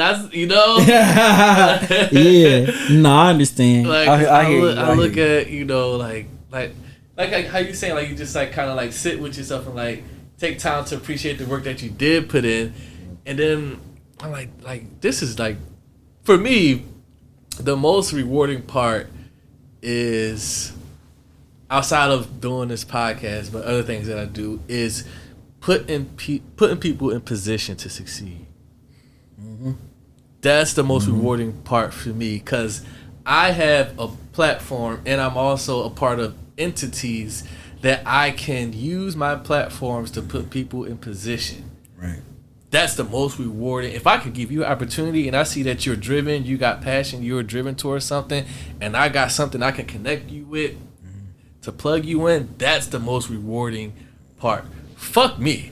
Like, I don't matter. I'm good. Like I done did what I wanted to do. I'm doing what I want to do. It's a blast. I'm having fun. But if I can take someone and they come to me and I see that they really serious about that shit, putting that person in position and watching them flourish, that's the most rewarding part. Mm-hmm. You know? Yeah. So what would that be for you? Like the most rewarding part about the work that you do? I would say something similar. It's very similar. Yeah. For me, planting those seeds. For me, my life changed when I had the chance to tell my story. Talk about my experiences. Yeah. It's literally helped me pay my bills. Wow. And to come from no one that does that and to find all of these different skills that I had buried inside of me, and to put them to use just because I had a chance to be seen and be heard. Yeah. I want to give people that opportunity too, where some people don't want a whole bunch of money. They don't even care if they get recognized or anything. They just want to tell their story. Do you know how many of us as young people condition ourselves to not open up and talk about what's going on in our lives or share what we've been through because we either feel embarrassed or like don't nobody want to listen to us, right? Don't nobody hear, you know, or other people got the same story. I tell people that I'm interviewing, everybody in this room can talk about the same thing. They're going to talk about it different though. Yeah. And if you speak, there's somebody in this room that's going to take away from what you said. That's going to impact them in a way you may not believe it will. You have to allow that to happen. Yeah. Because sometimes you go. I've been places where it's hundreds of people in the room, right? And only one person come up to me and say, "Yeah, I've been through that. I experienced that." I'm like, "Damn, I wish it impacted more people." Right. But that one person, the next time I do an event or the next time I'm doing something, that one person will show up. That one person will bring 5 people. Yep. Then that one person will bring another 5 people. Yep. And I'm like, wow, I wanted everybody to come up to me at the same time, but this one person that was impacted by what I said, they are carrying on everything that I said and sharing that information with other people. Yeah. Like you said, planting the seeds. This person is a seed planter versus people that show up and be like, oh, okay, that's nice. Yep. Then walk away. So what I encourage people to see is that you find people that are seed planters. You're not going to find that every single place that you go, but when you do, that stuff matters. Yeah. It matters to that person and it matters to you too. Yep. So you got to allow that process to happen. You can't just shut that down and think, don't nobody want to hear what I have to say. Mm-hmm. Sometimes the stuff that I don't care about, right? That I'll say, somebody like, man, that touched my spirit. I'm like, for real? Like, that part? I don't care. Right. But they're like, I care. Right. So you just never know what part of what you say is going to mean the most to somebody. Yeah, because that part ain't up to you. Exactly. You just gotta share it. Right. Exactly. Nah, facts. Yeah. Right. What's the biggest misconception about Donte Woods-Spikes? That I'm an extrovert. Because all your work is extra. You know what I'm saying? Yeah. That's the biggest major misconception. That you're an extrovert. People, and let me get this right. Yeah. I do enjoy what I do. Yeah. I do enjoy being around people. But that is not what I've been programmed to do all the time, every single day. It's what I do as work. It's what I do that gives me a rewarding feeling. But I have to prepare to do those things. I have to sit and be like, okay, today I'm giving a speech. Let me get ready. All right, I'm doing a documentary today. All right, let me get ready. I'm working with kids today. All right, let me get ready.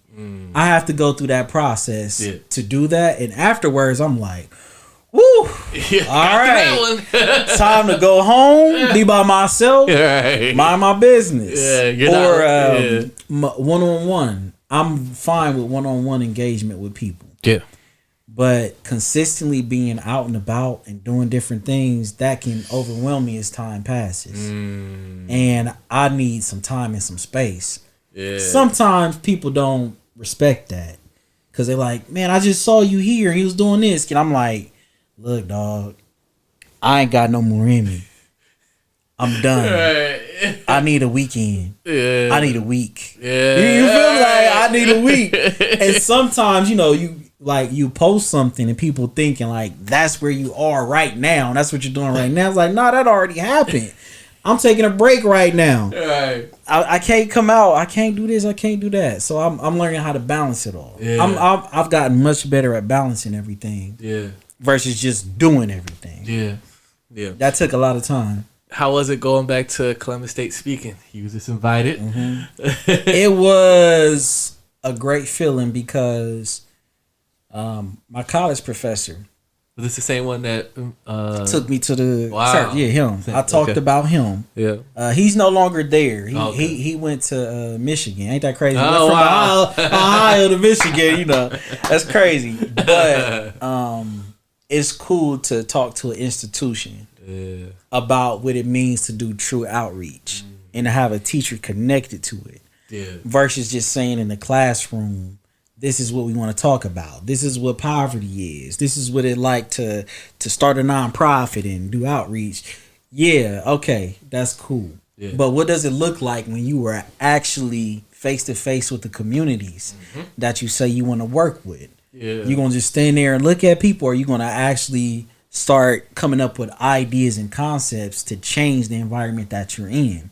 Are you going to be of support? And my main message was, look, service learning is what we were talking about. Service learning is actively doing the things you're talking about in the classroom. Yep. And my message was like, look, yo, you can watch martial arts films all day and read about martial arts, but take your ass to a karate tournament and try it. it ain't gonna work. You have to be present. You have to like condition your body and your mind. You have to hear things. You have to smell smells. You have to see stuff. Yeah. And you have to put your body through a process of being familiar and feeling. You can't just talk about those things. You have to go do it. Gotta get out there in the field. You're going to get your ass beat if you try and jump into a karate tournament without practicing it. But, y'all watch Bruce Lee, I'm good. Nah, bruh. Yeah, go ahead. It don't work like that. Same thing with the education system. If we're going to talk about these communities, we got to get out there and actually do it versus just talking about it and reading it in a textbook. Yeah. It doesn't translate like that. Yeah. Most people can tell you once they start working there, they're like, all these damn degrees don't mean nothing. All the problems that we got don't connect with the degree. Yeah. It's real life stuff. Yeah. So I believe there should be a bridge between scientific explanations and having spaces where we can talk about it. But we also should have initiatives to do something and to respond respectively to the issues that are happening. Not just throw ideas and concepts out there that don't match. Yeah. You got to talk to each person and understand this is what this community needs versus what that community needs. Every community is different. One community might be like, violence is the biggest issue here. Another community might be like, yo, drugs is a big issue here. Another community is like, we feel like we don't have any support for the events we want to throw. So you have to understand that you can't just assume that you know exactly what a community needs. Yep. That's dangerous. Yeah. And that's perpetuating a cycle of continuing poverty. Yeah. Because you say, yeah, here, take this, take this, take this. They like, we don't need this. Right. Take this back. All right, like we don't need that. Take it all back. I don't need this. Right. But institutions don't always listen when people say take this back, or they're not present to see. Right. So that was my message. Get out there and see. You can't just talk about it. And I'm thankful that my teacher was wise enough to know, like, okay, Donte, I see that you have a desire for this. Let me take you out there so you can be present with it. Yep. Yeah. Yeah. Probably like one of your biggest lessons that you probably learned in life. Well, like you said, like you didn't realize at the time when the pastor was like, you know what, we're gonna do this. And you're like, what the hell are you doing? And then it clicked like, oh, got you. Yeah, that's what we doing. Yeah. And that's important because, and let me tell you this, in my class, sometimes I'll be the only black person in class. Really? Yep. Wow. So as we're talking about, and this is sociology, only black person in the classroom sometimes. Wow. Yes. Damn. Ain't that crazy? So is that demoralizing feeling? Like what the? Oh, bruh, it's lonely as hell. Sometimes it be another black person in the classroom. Y'all kind of look at each other like, you in here too? Yeah. You don't even know how to connect with them. Be like, I don't know. Like, are you comfortable? Like, what's going on? But it feels very lonely, and it's confusing too because you think college is a place where everyone is going to get out of their comfort zone. Yeah. But some people are well within their comfort zone if they're the majority. Yep. Or if they've already been introduced to different ideas or lessons in school. Yeah. Me going to public school and whatnot, and you know, it's like I've never heard these terms before. Then on top of that too, not too many people from my community went to college, so I'm there by myself. Yeah, and that's a lonely ass feeling, man. Yeah. It's lonely. It is. I can relate. Real lonely. Yeah, because I was the first person from my neighborhood, my family, and my squad of boys to go to college and whatever. And I remember the first break that I had when I went back to Philly, because I went to college out here. That's how I ended up in Ohio. Everybody like, how the fuck you end up from Philly to here? Right. They're like, oh, okay. Yeah. So I remember the first break that we had. We go back home for like spring break or some week or whatever. So I go back, and all my boys instantly, oh, college boy. Oh, so you bad. Also, say something smart, motherfucker. So what you better than us? Cause I'm like, damn. I'm doing this for us. I just went to college. I'm doing this to show y'all it's another way.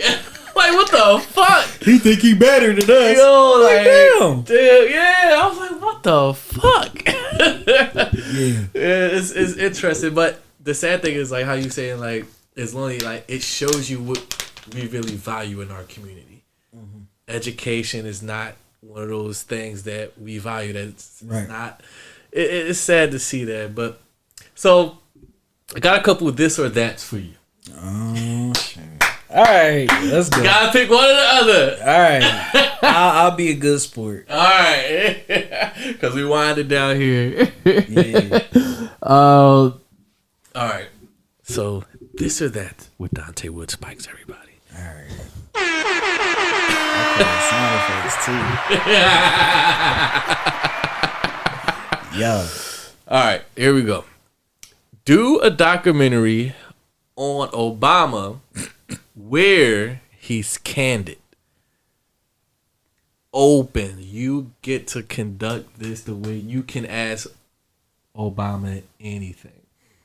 Your project, your thing. Do a candid documentary, full length, with Obama. Or conduct a panel with this is your panelist. Tyler Perry, Spike Lee, Will Packer, F. Gary Gray. Think about this. See, people answer these things too fast. You want to repeat them or you got it? I'm good. I'm good. Go ahead. I would do the panel. Conduct a panel with Tyler Perry, Spike Lee, Will Packer, F. Gary Gray over a candid documentary of Obama. Tell me why you going with the panel. So, as a person that is into video, yeah, Obama has been the president of the United States. Yes. He has a book that has sold so many copies. Yeah. He has had enough attention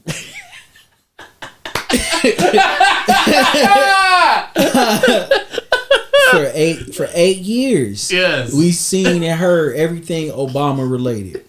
Bruh, Obama, dudes in the hood had Obama shirts and shoes, bruh. We got enough of Obama. Yeah, we got Obama. We got it all. We know, and I feel like as of now, What more can be said? what more can be said about this? It's all out there. What more can we get from him? We know his story.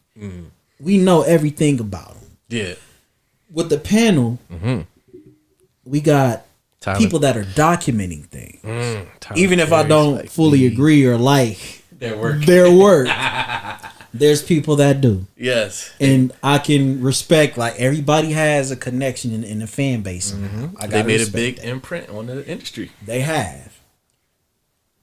Through video, whether it's music video, a documentary, a movie, an interview, you have access to the whole world, and it's something that exists forever. You can go back and watch it. A person could die. You can watch them on video. All of those people are aware of that. They have some stories and they have things to share. I'm the type of person where that's what I'm thinking in my head. I'm not thinking, Tyler Perry, when you gonna talk about the next Medea movie? What's the next Medea? We're not asking those questions. No, we ain't doing that because I know Tyler Perry's always gonna get that. He always gonna get that. Yeah. I'm gonna think of something else that's gonna make Tyler Perry think, and I want other people to think too. So once they hear what he says, the wisdom that he's been able to capture, like I said, even if I don't agree with this man, it's obvious that he's learned so many things and he's been able to build and establish himself. Where he's at. He could pass that on to somebody else in multiple ways. In what way the people that don't care for him, how can they get something from Tyler Perry? Yeah. You feel me? Yeah. Just like It's the one person something who there. come up to you after you're speaking, that one person. That out of one 100. person. How Yeah. can we take something from Tyler Perry and give that to the people that are like, nah, Tyler ain't mine? Yeah. Or they may get something from Spike Lee. They may get From something from Spike Will Lee. Packer. Right. F. Gary Gray. Right. You got 4 guys. You there. got 4 guys. I got a little stuck on Tyler Perry. I mean, Tyler is an anomaly there. Right. But And Spike Lee, critical. He's a very critical figure in black cinematography and video and storytelling. Where different movies and whatnot. Yep. And my thing is, okay, why are you doing this, man? What did you have to go through to be able to tell those stories? Nobody probably's ever asked him that. Why are you comfortable doing it? Why didn't you back down at a time where, in the 90s, it seemed like black art, music, video, all those different things started to peak, right? But we owe that to people like Spike Lee. Yep. Once again, people might not fully agree with some of his movies, but he's talking about things that are so relatable. Yeah. Spike Lee, it wasn't even about if his films are good or not. Black people could look at it and be like, "Oh, bro, that's real. That's real. That's what really be happening. That's our story." I know got my neighborhood like that. And he's an expert at giving you those characters. Definitely. Or those stories. So you would dig into that with so Spike. you'll feel it. Yeah. So, I want to know why. I'll be thinking like, why, Spike? Yeah. Tell me why you did that. Yeah. Who do you know that did that? How can you relate that to this group of people that's listening to you? Nice. You feel me? So I would do that panel. Over Obama got every damn thing, man. When I kid you not, I remember a dude had Obama shoes. I was like, damn. Dude in the hood had Obama shoes on, rocking them proudly too. Jeez, good lord. Yeah. All right, let's see what else we got here for you. This or that. Produce films for PBS. This includes full-length documentaries, short documentaries, docu-series. You can produce all these type of works for PBS. They contact you, say, "Hey, Donte Spikes, we done seen your work. We like the direction that you're going in. We want to get behind you, and we want to give you, full reign to produce your works right here on PBS." Boom. First one. Or late night TV show on BET. Oh man. Donte Woods-Spikes, everybody. I already got the answer. You know already. Yeah. Is the answer going to be surprising? I don't think it is. Is the obvious answer coming from you? I believe so. I ain't going to BET to do no night talk show, bro. I'm sorry. Gunshot. Listen. Oh, you turned your back on your people going over to the white network. Wait a second. PBS. Who owned BET? Ooh, that's where we get confused that hard. We think it's owned by us. Yeah. It's black entertainment television. It doesn't say black owned entertainment television. So you're gonna go over so you choose it PBS. So tell us why. The reason why, BET, yes, it's been through so many changes over the years. Yeah, it's been through so many changes over the years. I feel like as of now, black people from young to old could all look at BET and be like, this don't feel like us like it used to. The shows, the music, the content, stuff they create, it's like we can look at it and be like, this don't feel like it used to when we used to watch BET. And it's lost its way.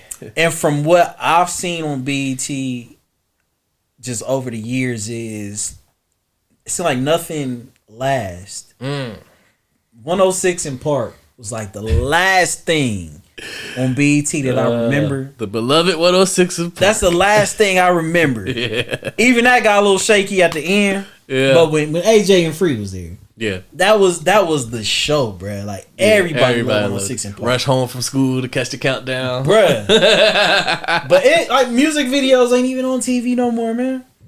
Yeah. But I love doing docuseries, documentaries, interviewing people, and I feel like what I would be able to do is diversified, real diversity, not the version that we use where it's like, yeah, let's make sure we got one black person, one white person, one Indian, one gay. Nah. Make sure everyone's represented. Right. Not that. I'm talking like I can bring something to that space that ain't never been there before. Because I know that many people with that many stories that have not been represented, seen, or heard in general.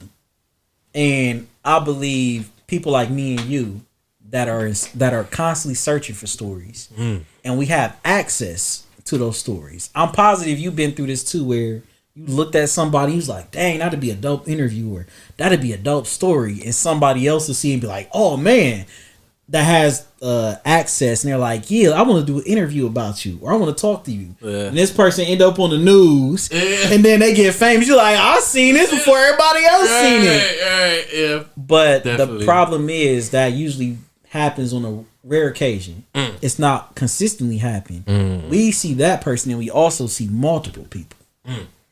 Yeah. And we've been able to make our way into spaces where some people are like, oh yeah, I know Donte's work. Yeah. I know your work. And they're like, okay, yeah, we trust you to show a documentary about this. Yeah.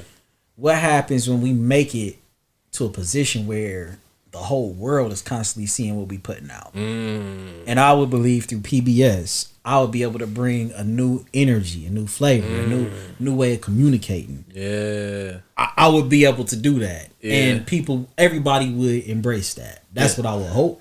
That's what I think would happen. Yeah. So, yeah. PBS, BET, y'all can have that. No late night show for you. No, not on BET. That ain't I'm you. sorry. BET had its run, though.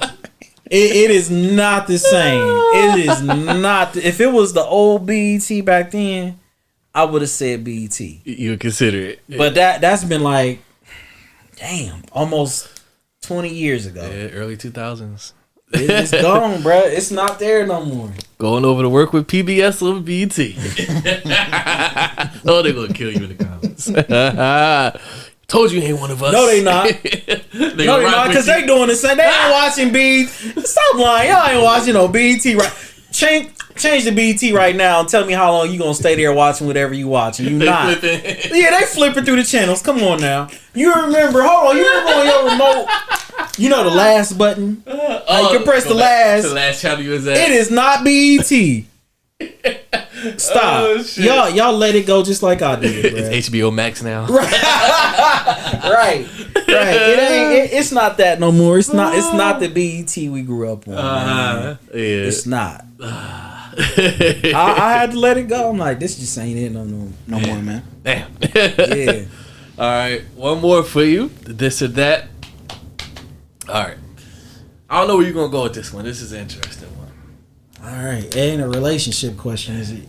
That's the last one after this one. All right. Go ahead. At least I can prepare a little bit. There you go. Never produce any more content again. Woo. To save black men. Okay. Never produce any more content ever again. No books, no docuseries, no documentaries, no interviews, no public speaking. Everything taken down. All your work gone. Okay. Done. You're done. You can't create nothing to save black men. Or sign your rights over. Sign your rights over for 1.4 mil. Oh, we got him. You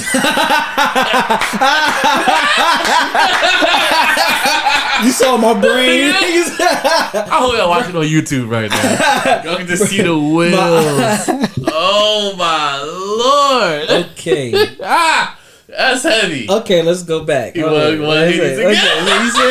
said. I really good for you. Here we go. Can I talk about my content? Done. Nothing. I can't say nothing else. Donte Woods-Spikes is done. You're done. Never. Can I create new content? No, that's damn. Everything done. Everything Donte Woods. But it still exists though. Gone. It's gone. Yeah. Everything. It's completely gone. Like nobody, it don't exist no more.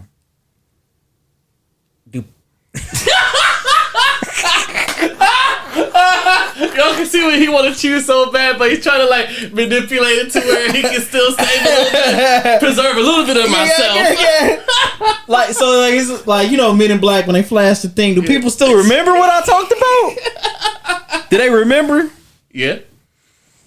So even though everything is erased, the people that you had these interactions with, these conversations with, they remember you. They still have those moments. They still have all of that. But everything is done. You can't produce no more work. We're gone. Everything that people know you for, gone. So, as hard as it is, I'm choosing everything is gone. I'm choosing I can't do it no more. Rather than sell, sign your rights over for $1.4 million. Nope. So if you receive $1.4 million, you still can create. But the problem that we have, especially as when it pertains to black men and their image, is we have to go through other people Telling our story. and allowing them to tell our stories. Our story, only a fragment of our story is told. The main story that everyone knows since the beginning of time, once black men have made it to America, whether it was through slavery, whether it was through Jim Crow era, whether it's in the education system, whether it's on the streets, whether it's with police, everybody know black men die. Yeah. That's the story. Everybody knows that, right? Yeah. And the story that's always told is how do we keep them alive? Yeah. I'll tell a portion of that story too. How do we keep them alive? But we also have feelings. We have families. Yeah. We have things that we're good at. We need spaces where we can sit down and talk. We need to work with each other, show each other that there's more to life than what people say about us. Yeah. If I sign everything over at this point, there is no telling how somebody would use that to manipulate or convey a message in a way that I didn't mean to.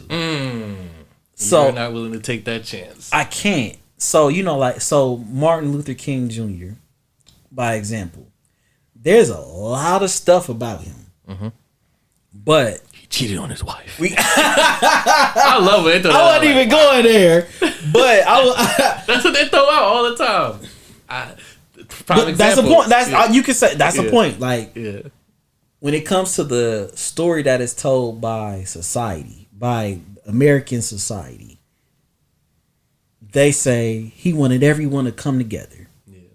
He wanted everybody to understand that race is bad. Yeah. The story that they're not telling is who the racists were and who he was standing up to. They cut that part out. It was the white people in America. Right. There's people that are telling his story now that he's no longer alive and he's not able to have control over anything. His family, he was a public figure. So anybody had access to his story.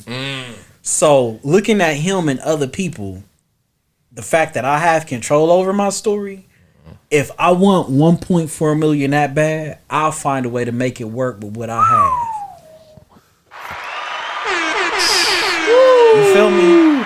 Ain't no price big enough to sell your rights. I can't do it, man. Can't make that sacrifice. I can't do it because I put too much work in. Hold that checker down. Dang. I can't do it. Sign the paper over to you. That looks good. I put too much work in. It's too many young people that are looking at me and people are counting on you. And have told me, like, if it wasn't for you, if you didn't give me that chance, if you didn't talk to me, if you didn't put it out there, there's no way I would have been doing what I'm doing. I wouldn't be confident like I am now. Yeah. So, like, I do not want people to lose that. If I was to give everything away, I no longer would be able to do that.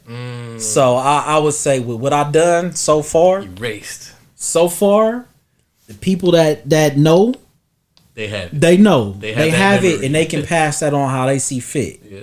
I can't risk somebody taking what I said and trying to continue my legacy, but now putting a message out there that doesn't resonate or connect with the people the way I intended it to. And that goes back to the issue that we have with black men, where why does it seem like we're not evolving? Why does it seem like we're not getting further? Yeah. That's because we are, but the story ain't being told. Right. And that's dangerous because if you don't go to neighborhoods or you don't interact and engage and you don't know people personally, the only thing you have is the images and the video that people give to you. Yep. The news report to you. So Donte done sold out for 1.4 million. Yep. You know, that extra 4, that 0.4 made me say, you know what, I want that. It changed my mind. But I give all of that up to somebody that can do far more damage with having control over my narrative and what I wanted to share than just letting it all go. Yeah. He was mentally unstable. He was depressed. Right. That's the only story they tell about me. I'm like, damn, I was more than just my depression, bro. Yeah. Like, damn. So I would. He exploited that boy's story. Right. Right. No, that it could easily turn into that. Yep. So I would let it all go. Wow. Like, whatever y'all got so far, that's it. Wow. Powerful. All right. The ladies that are watching, Donte.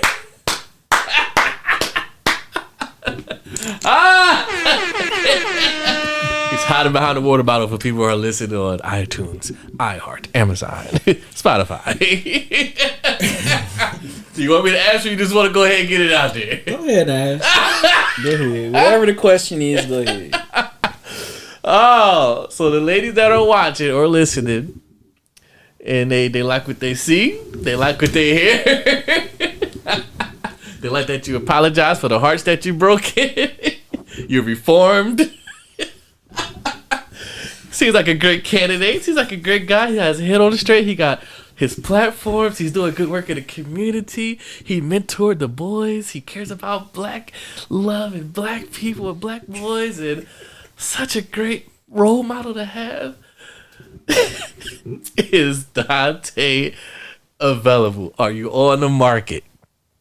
What's the status? Let's start there first. Oh, single. Single. That's the status. So you're available.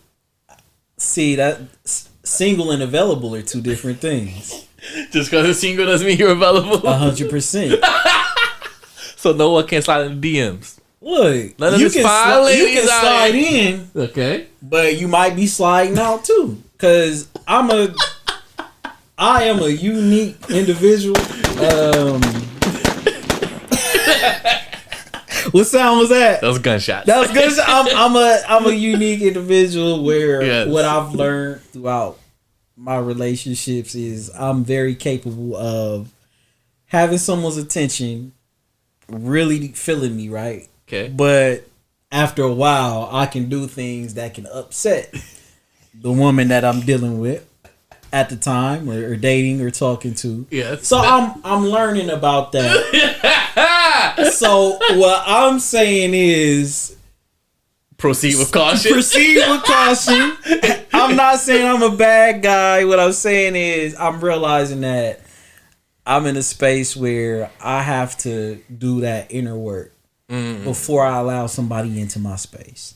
Okay. Because the last thing I want to do, or I hope all men, when you bring a woman into your space, you should make sure that you have all that inner work already addressed. It's okay to go through things with somebody. It's okay to learn things with somebody. Sure. But I shouldn't be figuring out things about myself that I'm not ready for, or things that I want that I feel like I'm not getting once I am with somebody.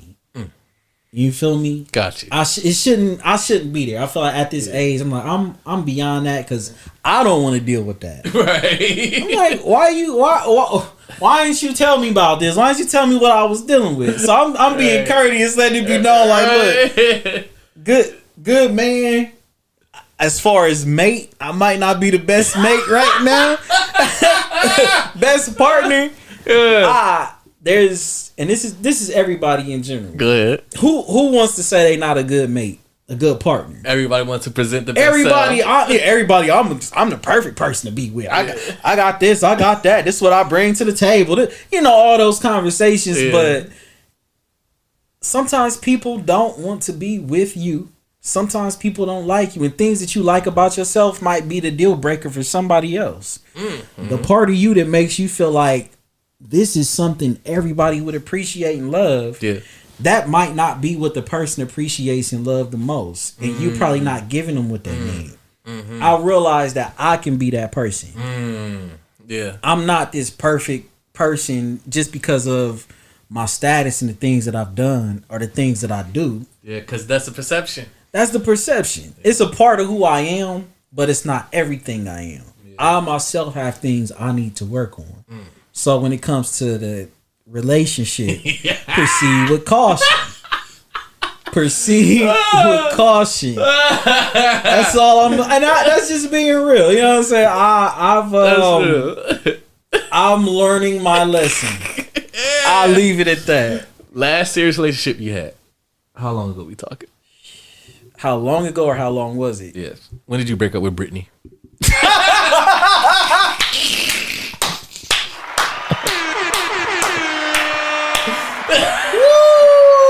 getting into it. I actually dated Brittany. Yeah, did you know that for real? Damn! Damn, you did your research, boy. That was 2000.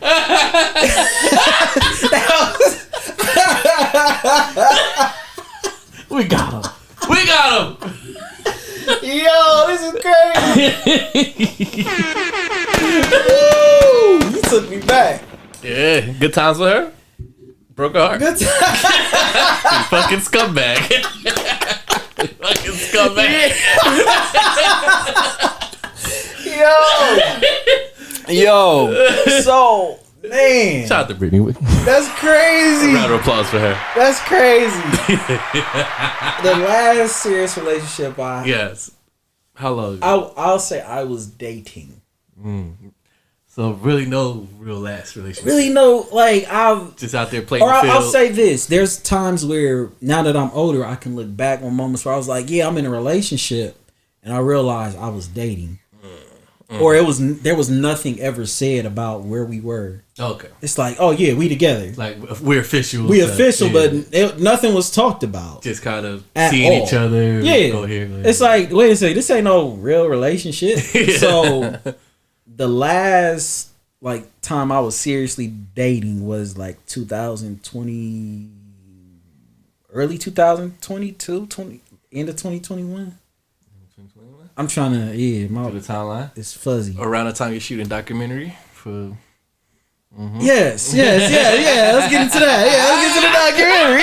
Yeah. Good job. Look how you swiftly dodging. Good job. I like we that. stay right here. I'm the one doing the interviewing. So, but yeah, that was around the time where that was my last serious time dating, really deep. Yeah, deep into it, where time, effort, energy, just months and months and months. I've been a person where stuff only lasted we really getting into this, bro. Stuff only lasts for 4 months.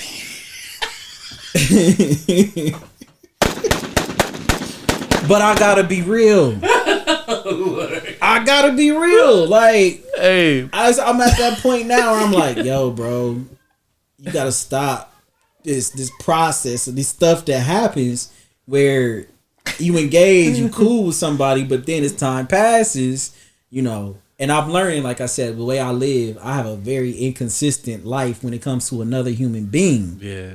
That's if I had children. That's with my friends. That's with everything. I have a very inconsistent life. Damn. With me, it's consistent because I'm doing what I want to do. Yeah, but when you're dating somebody, got a lot to consider. You have a whole bunch to consider. Gotta consider the other person. I'm realizing that when I meet them, I'm usually in a space where I have time. Yeah. But as time passes, I don't have that same time. Mm-hmm. And That's where the problems start. Because it's never really me doing anything. You treat me like shit. You don't care. You're not around. You're not talking to me about this. You're not communicating.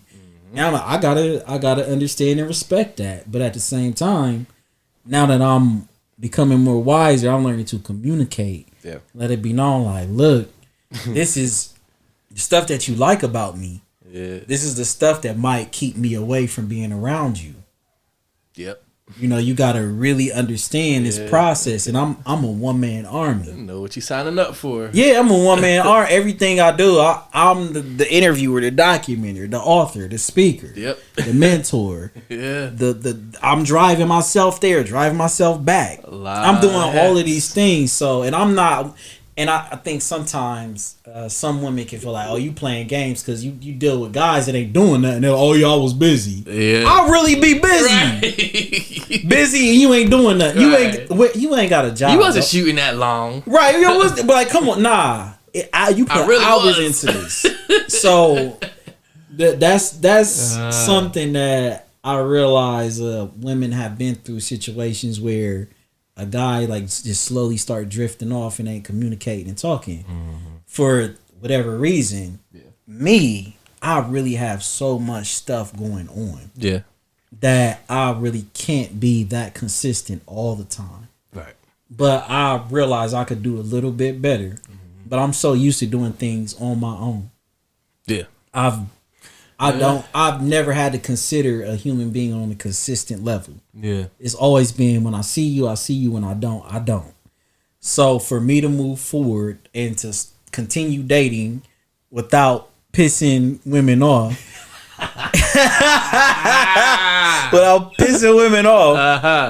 I have to do a little bit better with communicating and sharing what's going on. Even if I feel like, oh yeah, she already knows. She understands. Yeah.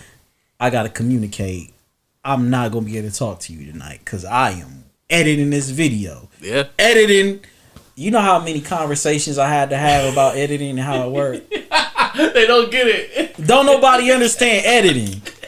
Except for people that edit. That do it, right.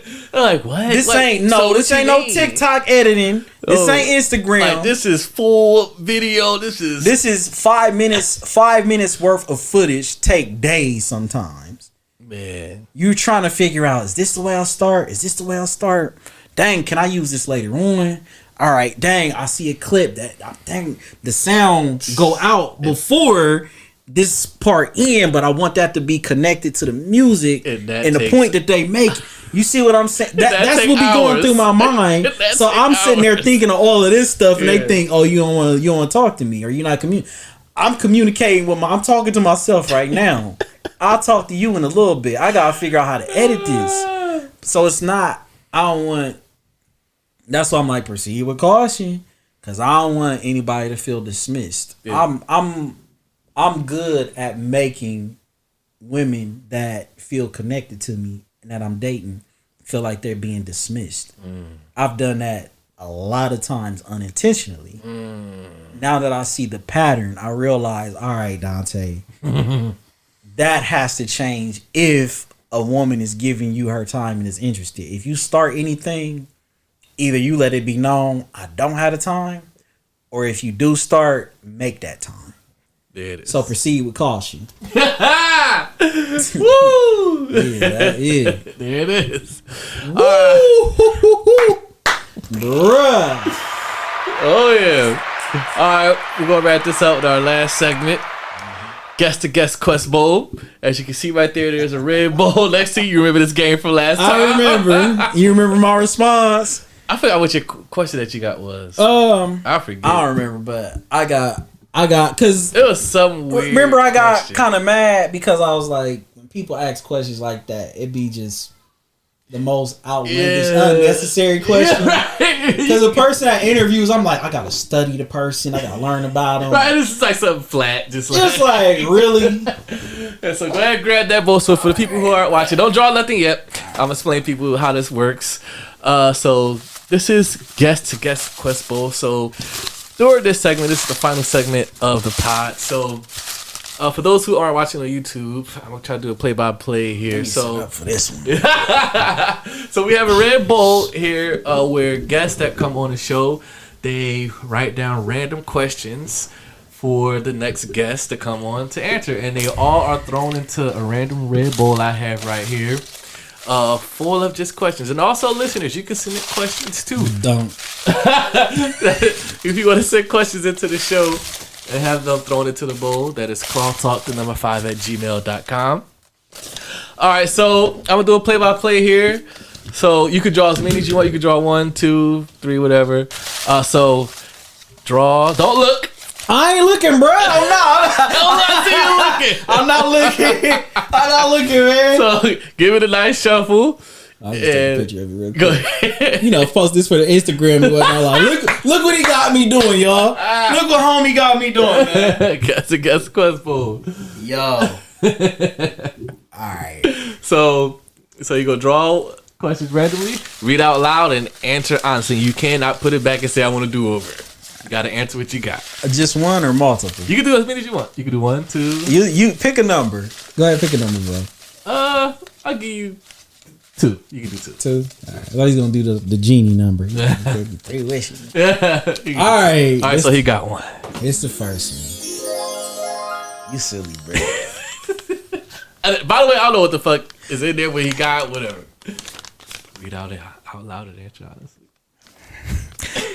Is marriage a goal for you? Damn, I can't escape this relationship stuff, can I? Something in the universe. Shout out to Brittany. Bruh,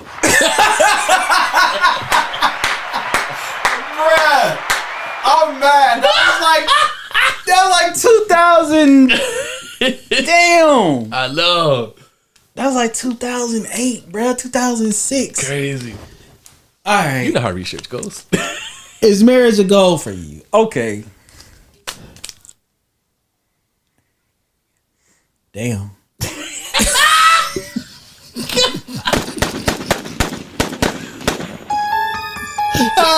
Hey, okay, all right.